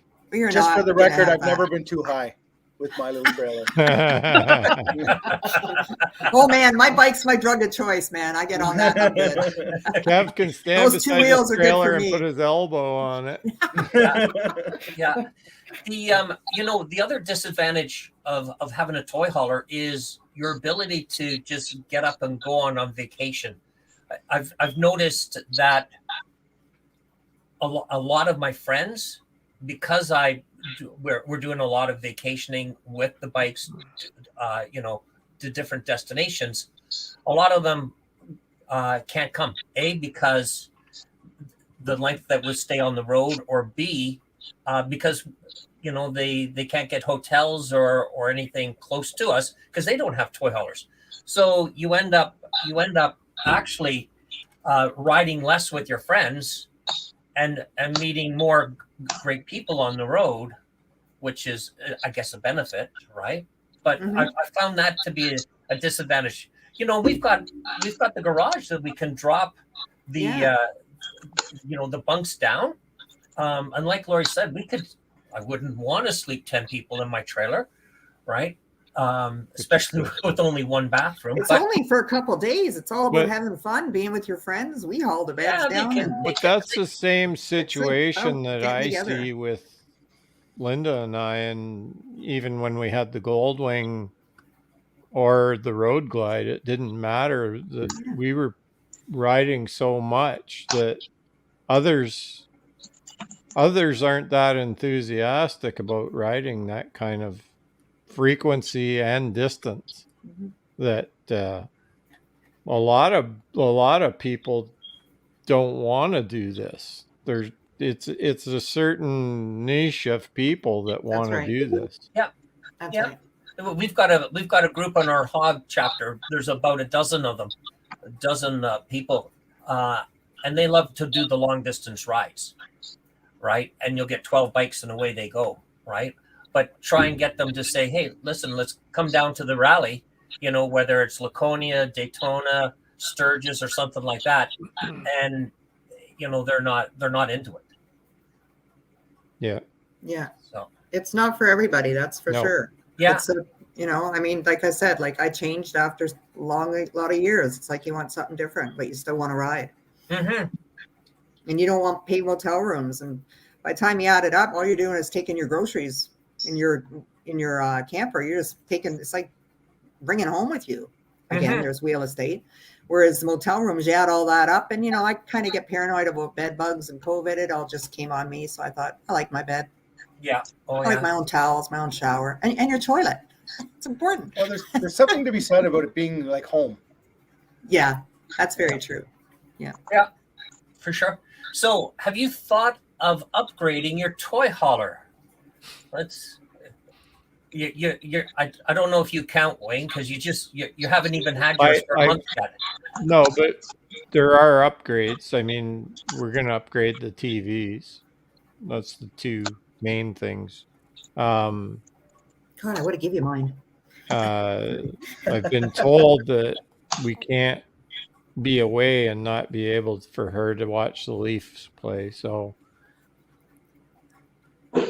I gotta make sure that there's local TV available for her wherever we go. So Uh-oh. I'll figure it out. Des? I'm losing your hello? Yeah, you're Can still You there. there? All right. Let's say the question again. I say the question is this. Have you thought of upgrading your toy hauler? Oh, So all Wayne the time. All the time. It's like the Tampa RV show is this coming week. So it's like being a kid in a candy store. But the way that things are right now and the affordability and the what's available, I'm good with what I have. Okay. So I think about it all the time, but I'm not changing her anytime soon. Right. Gloria? No, I'm really happy with everything I have in our camper. It does everything it needs for me. It sleeps 7, so if we do have to have people over, we can. However, my goal is to retire. School's done in July. Well, school's done in June, but I'm done. And so going to get rid of the sticks and bricks and going fully into real estate. And at that time, I know I'm going to need the garage separate from my, from my kitchen. So 10 feet more. I know the one I want. So are you going to have to upgrade the tow vehicle to a 350? Nope. It'll take all that. That's why we bought that truck for its overkill, but we're good for an upgrade with that. Right. Yeah. Good. Wayne? Well, other than like I said, the TVs, it's already been upgraded on a few things. They upgraded the roof and they upgraded the axles and the suspension on it. The original owner was really he really looked in after this thing, and he didn't like.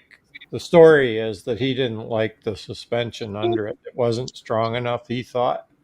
So he had it upgraded. There's documentation of everything that they did. It's all in the kit. I got a bin of paperwork with this thing of everything that's been done to it. And unfortunately for him, he got the work all done and he got sick and he passed away. So the guy's son sold it to the guy that I bought it off. Now, the guy that I bought it off was a dirt bike racer, and that's what he had it for. But he's getting older, and he was getting sore and didn't want a dirt bike anymore. So he sold it, and I picked it up. So he'd only had it for a short time. Yeah. We calculated it out from the number of trips that it says in the paperwork that it's done. It has less than 25,000 kilometers on it. So it's like virtually brand new. So there's nothing really other than that. There's a sound system been put in it, like high-end amp and everything. The amp is on the inside wall of the garage.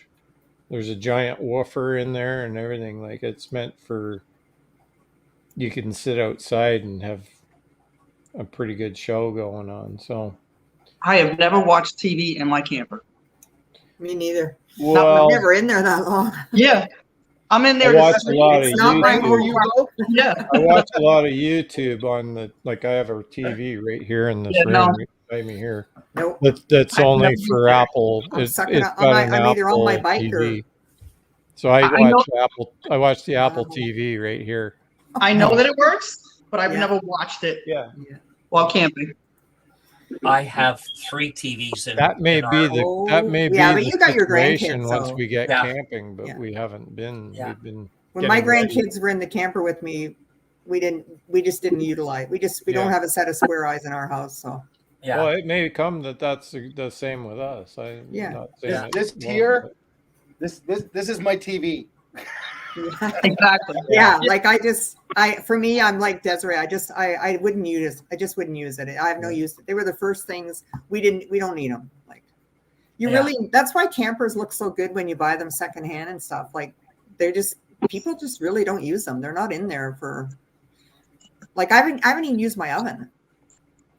A lot of people don't use the rubber. I cook brother hasn't outside. used Like his I have oven cooked either. inside, but I mean, if it's rainy, if I have a rainy day and I can't ride, we usually just look at the weather radar and it's like, we can outride that rain, we're gone.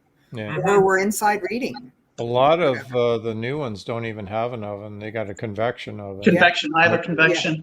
Yeah. I use my Blackstone. I don't even cook inside. Yeah, that's right. Me neither. It's just why it's, you see some of these campers, they got lofts, they got fireplaces, they got it all. And I'm like, wow, like they must live in there all the time to be able to utilize those wonderful luxuries. Cause it's not, to me, that's really glamping. I've seen someone do that in the side chat. It's different for everybody, right? That's why they make them the way they make them. So you can find what works for you. Yeah. Right. I'm sure a number of people in the side chat would call us all glampers. True. Well, when you don't have a toy hauler, you know, that's what you call people when you're like, when I used to sleep in a tent beside with my bike, like think about your old motor camping. That's a big thing nowadays. And we were doing that back in our hippie days before tents, your tarp on the bike. But you had to go somewhere to get your coffee. And so to them, to those people that camp like that, we're glamping to them because we get up on our coffees there. They're using somebody else's shower. Yeah, like been there, done that. Like I'm getting older now. It's like I want some comfort. I remember my first road trip. I was 16. I had a 750 Honda Magna, and one of my other friends. We took off for a weekend, and we had sleeping bag, tent, and alcohol. And we got to the campsite, and we looked at each other and said, "We didn't bring any food." Right. So luckily, and again, this is great about camping. The people beside us, the father, he came over to check out the motorcycles, and we ate with that family the rest of the weekend. But, really? Oh yeah. Yeah. You meet the nicest people. It's like riding. Yeah. Okay, so I just want to. How about words of advice? What we would say to somebody thinking about getting into a toy hauler? Des, do you want to start off?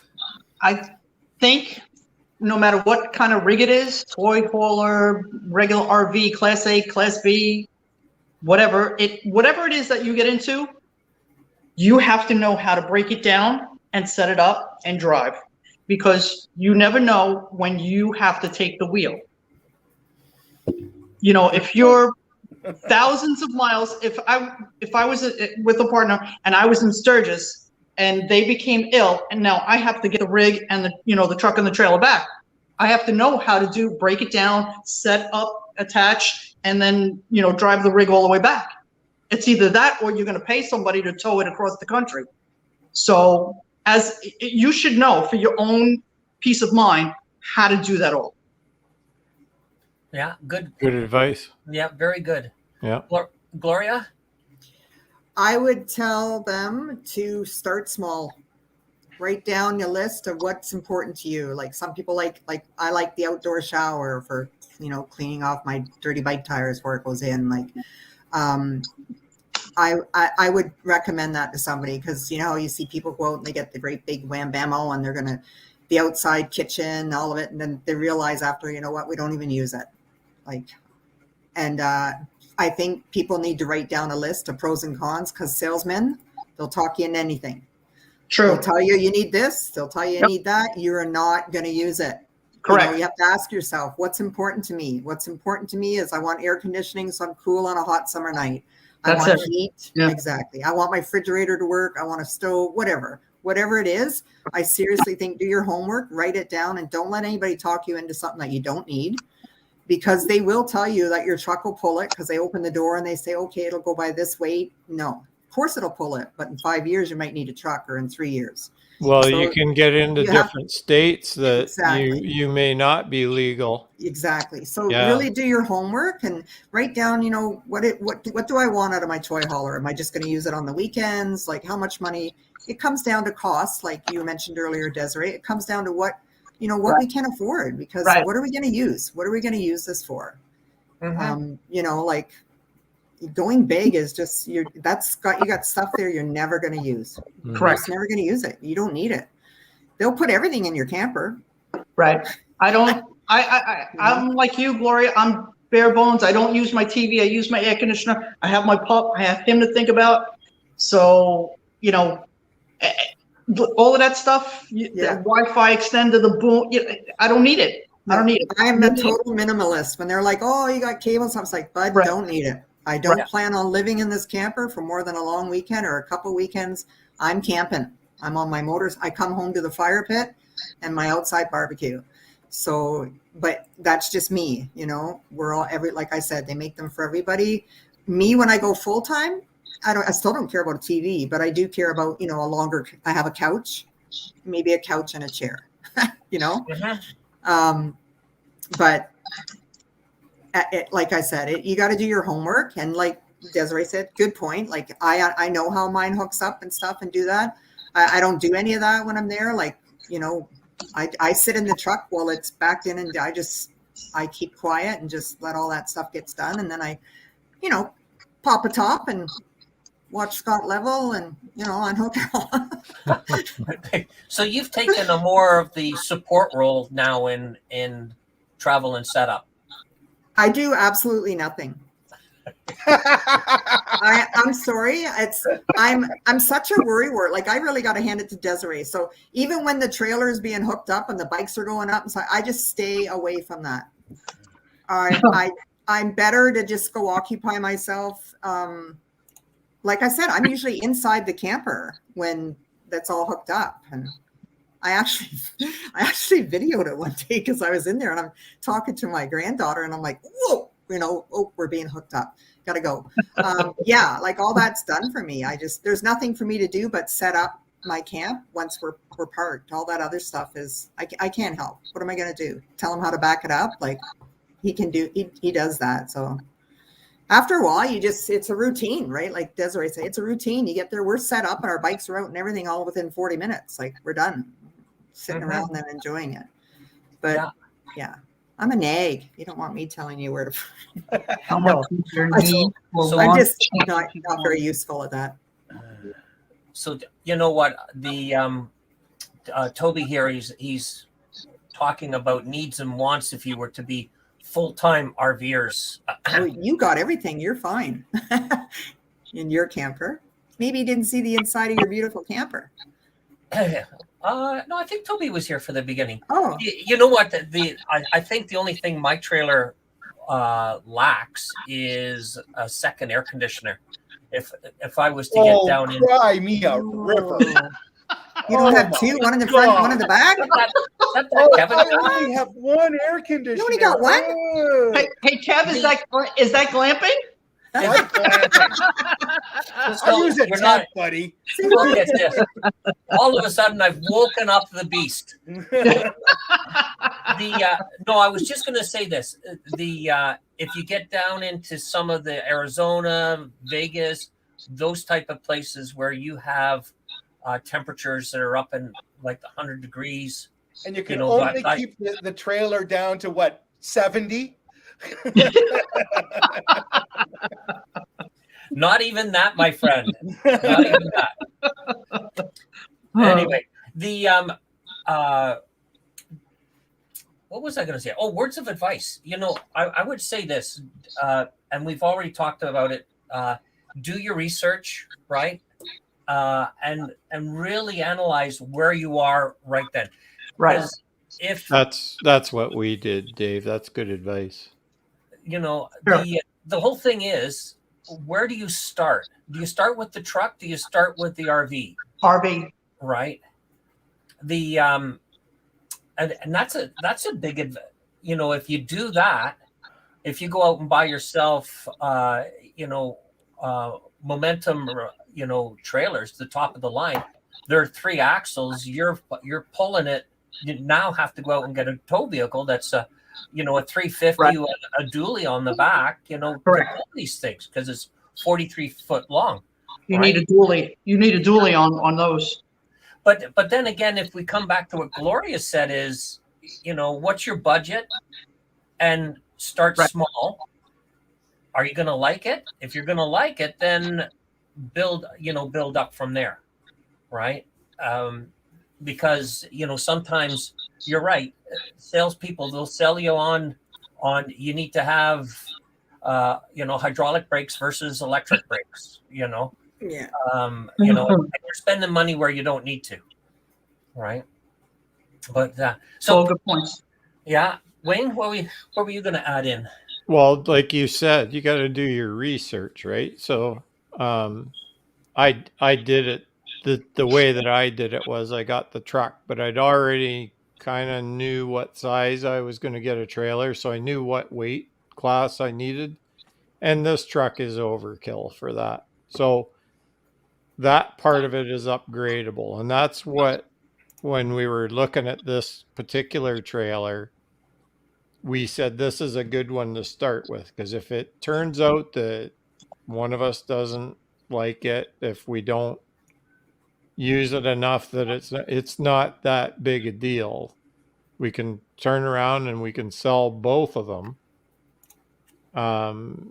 and get our money back out of it for sure. So there's no real danger in making this investment. And then, like, I know I'm gonna like it. I've been wanting to do this for so many years that it's Good for you. mainly it's to make sure that Linda likes it, and Happy wife, happy life.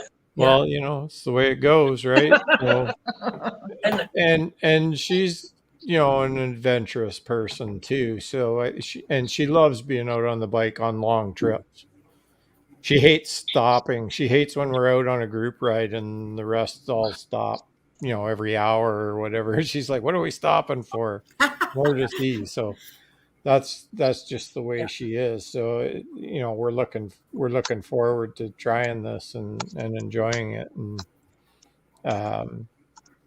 just don't just go out and buy something without learning about it and knowing everything about it. I knew everything about this trailer before I paid the guy off. I'd gone home and broke it right down and investigated it and watched every video I could find on it. And Of course you did. so Yeah. The other thing I was going to add in here, is where do you want to go? There's a channel, Changing Lanes, right? Yes. Chad and Tara. They've got a momentum. It's 43 feet long. Wow. They can't go to any of the national parks that they've said in their video. They're full-time RVers. They live in their fifth wheel toy hauler, right? So in that sense, it's also, where do you want to go? I look now at the provincial parks we have here in Ontario, and I've got my trailer's 38 feet long, right? 13 feet high.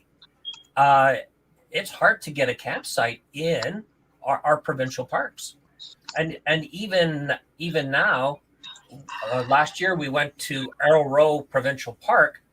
It was a pull-through lot, but man, I was carving the trees up trying to get the rig through the pull-through, right? Because it just overgrown. So really another factor is, what do you plan on doing it? Where are you going to go, right? Because you may have the right truck, the right trailer, you love it, and then find out you can't get there, right? Or you're just too big to pull it. Right? Another reason to start small. Yeah. Find out what's out there. My brother had the experience. Both my brothers, one brother has a mobile home and my other brother has a fifth wheel. Just his is a little bit, I think his is a 38.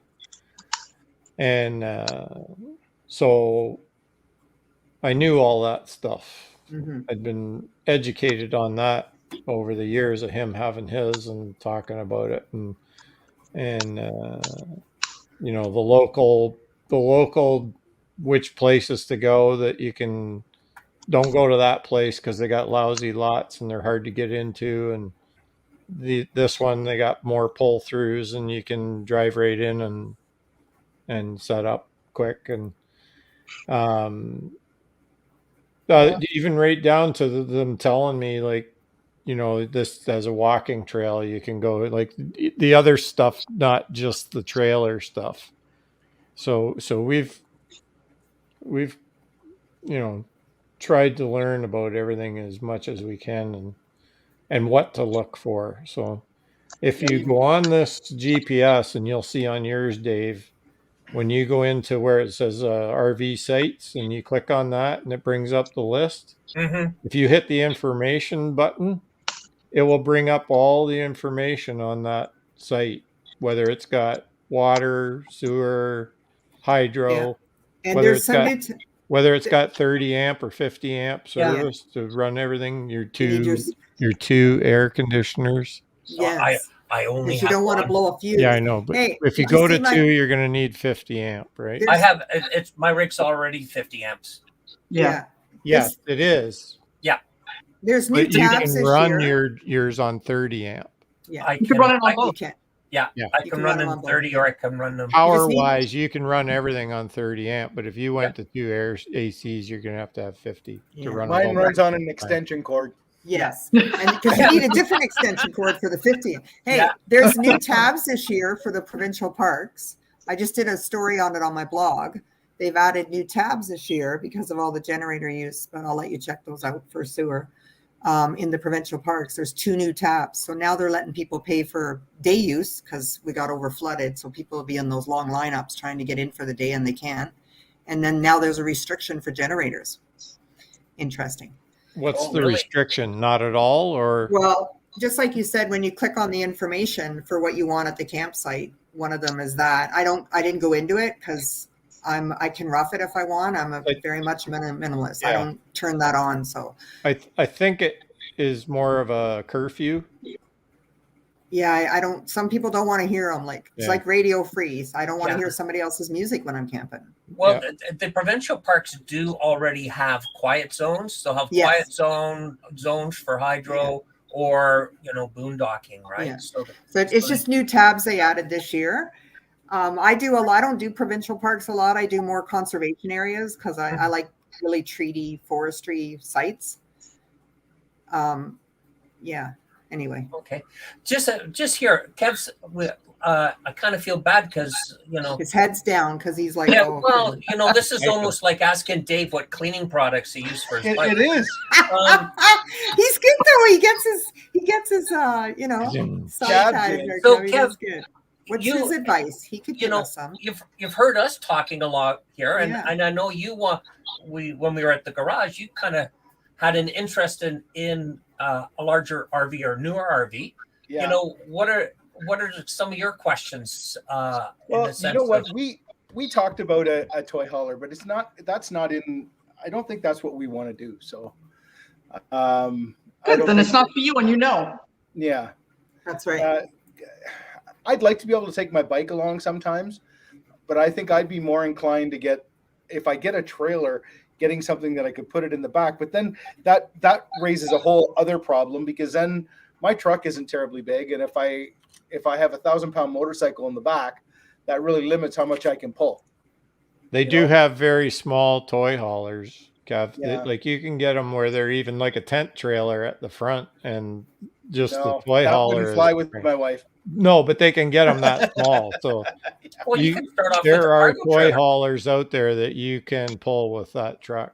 Yeah, you could, a 6x10 cargo trailer, it would Yeah. pull right nicely behind your right.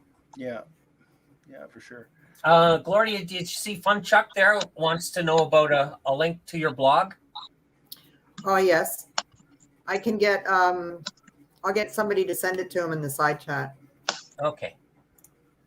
All right. So let's, we've had a really good conversation. So I think we're looking here at, kind of wrapping up the next part here. Anything else you'd like to add or give a shout out to? So Des, let's start with you again. Well, obviously, Tulsa Life. I'm wearing this shirt. They inspired me.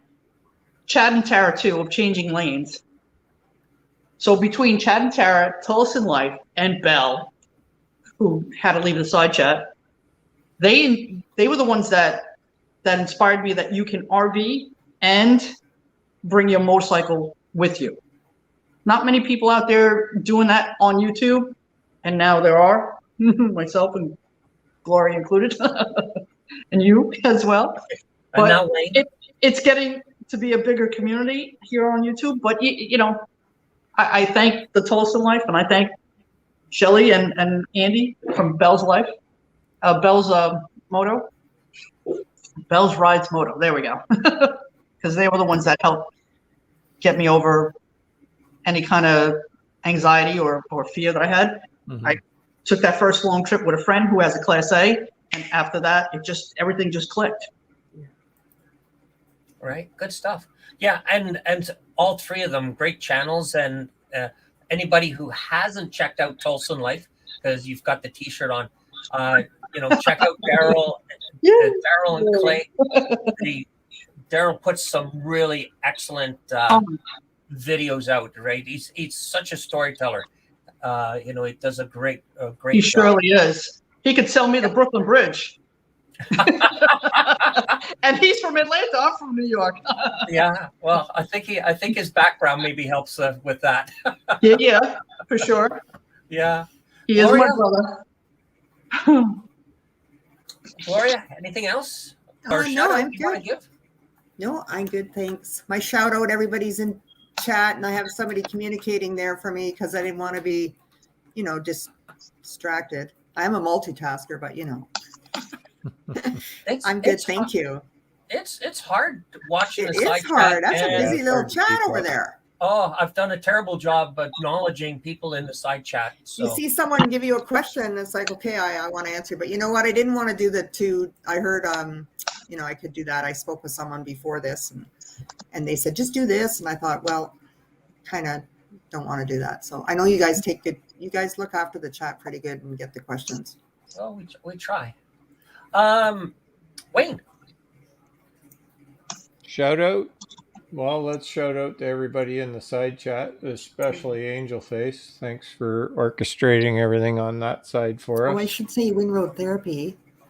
Yes, Wind Road Therapy. Yes, Yeah. absolutely. I Yes. forgot. Oh, that's Wendy Therapy. Windroad. Thank you. Thank Shift you. it, twist it. I was looking at your name. Oh, you're in the Nelson, chat. Windroad Oh, that's why I'm Therapy. looking at your name. PSP, Tommy G, Angel Face, Angry Windy Therapy. Boomer, Toby Northern, sorry. Put the R in there all the time. Yeah. Canuck Chuck, Shift it, twist it. He had some really good comments. Fun I see. Chuck, Able Rides. If I miss anybody, sorry. Bob Nelson. Yeah, thanks for coming out, everybody. There's a whole ton of you. Yeah, good. Yeah. Kev? Excellent. Well, my only shout out is next week I'm going to be running the show. I'm not exactly sure what's going on, but I have a funny feeling there might be a fat biker on next week. So we'll have to see. There could be some chubby guy on. With one B. With one B. One B. Des, you'll have to come back and visit. If the 1B guy shows up, it'll be chaos. Yeah. Uh-oh. Chubby biker with one B. Thank you guys for having me. I appreciate it. Thank you so much. Well, no, it's our pleasure to have you and Gloria, and got to thank Lori too for dropping in. For Yes. I look forward to riding with her this year and meeting her. Yeah. Well, we're hoping that we have good weather and we get out there and Oh, we're going to have good weather. and I'm hoping the border opens up, right? So You're going to have to catch me if you can. I heard the border. I heard the border's open, but the test to come back into Canada, if you travel on the road, if you fly over, you don't have to do it, but it's like $175 or something, and then you do the test there, and they'll let you ride back over or drive. So the trick to that is that you Fly. put down your motel room address and you go to a Walgreens and you get the test for free. Yeah, unfortunately, my license and my passport wouldn't match, but hey, damn that magnetic strip. Just got too much information. They don't care. Your They're getting vaccines, paid everything. for it. They just want their business. Okay, so listen. I really thank Desiree for taking the time, Absolutely. and Gloria, thank you very much for coming back on the show again. It's great You're to have you. welcome. Thank you for having me. You Right. guys are awesome. Oh, thank you, Wayne and Kev, as usual. Great job, right? And we'll see everybody next week, and we're going to be at Kev's house. Watch for the There will be a thing come out. It'll be out in the next day or so, I think. yeah. And my apologies for the side chat. It's hard with the great discussion that we have to watch both the side chat and talking on the panel. So I guess it's like walking and chewing gum. I'm not very good at doing both at the same time. But thank They're you all anyway awesome for in the doing side this. chat. Yeah. Great chat over Yeah. the topic of toy haulers, right? I think it was overdue, and we've had some great It's like discussion. trailer trash talk. You got to do it. Yeah, and listen, if anybody is anybody in the side chat's interested in doing that, then you've got this whole panel now that you can fire off and ask questions, and I'm sure we would love to Absolutely. respond back to you. Okay, so again, for everybody, thank you very much. And Des, Gloria, I invite you to hang in with the green room, as we call it, and we'll have a little bit of chat. But Cool. to everybody, stay in Canada here, and I'm sure in the northern states, stay warm, and we'll see you soon, right? All right, everybody, take care. Bye. Bye.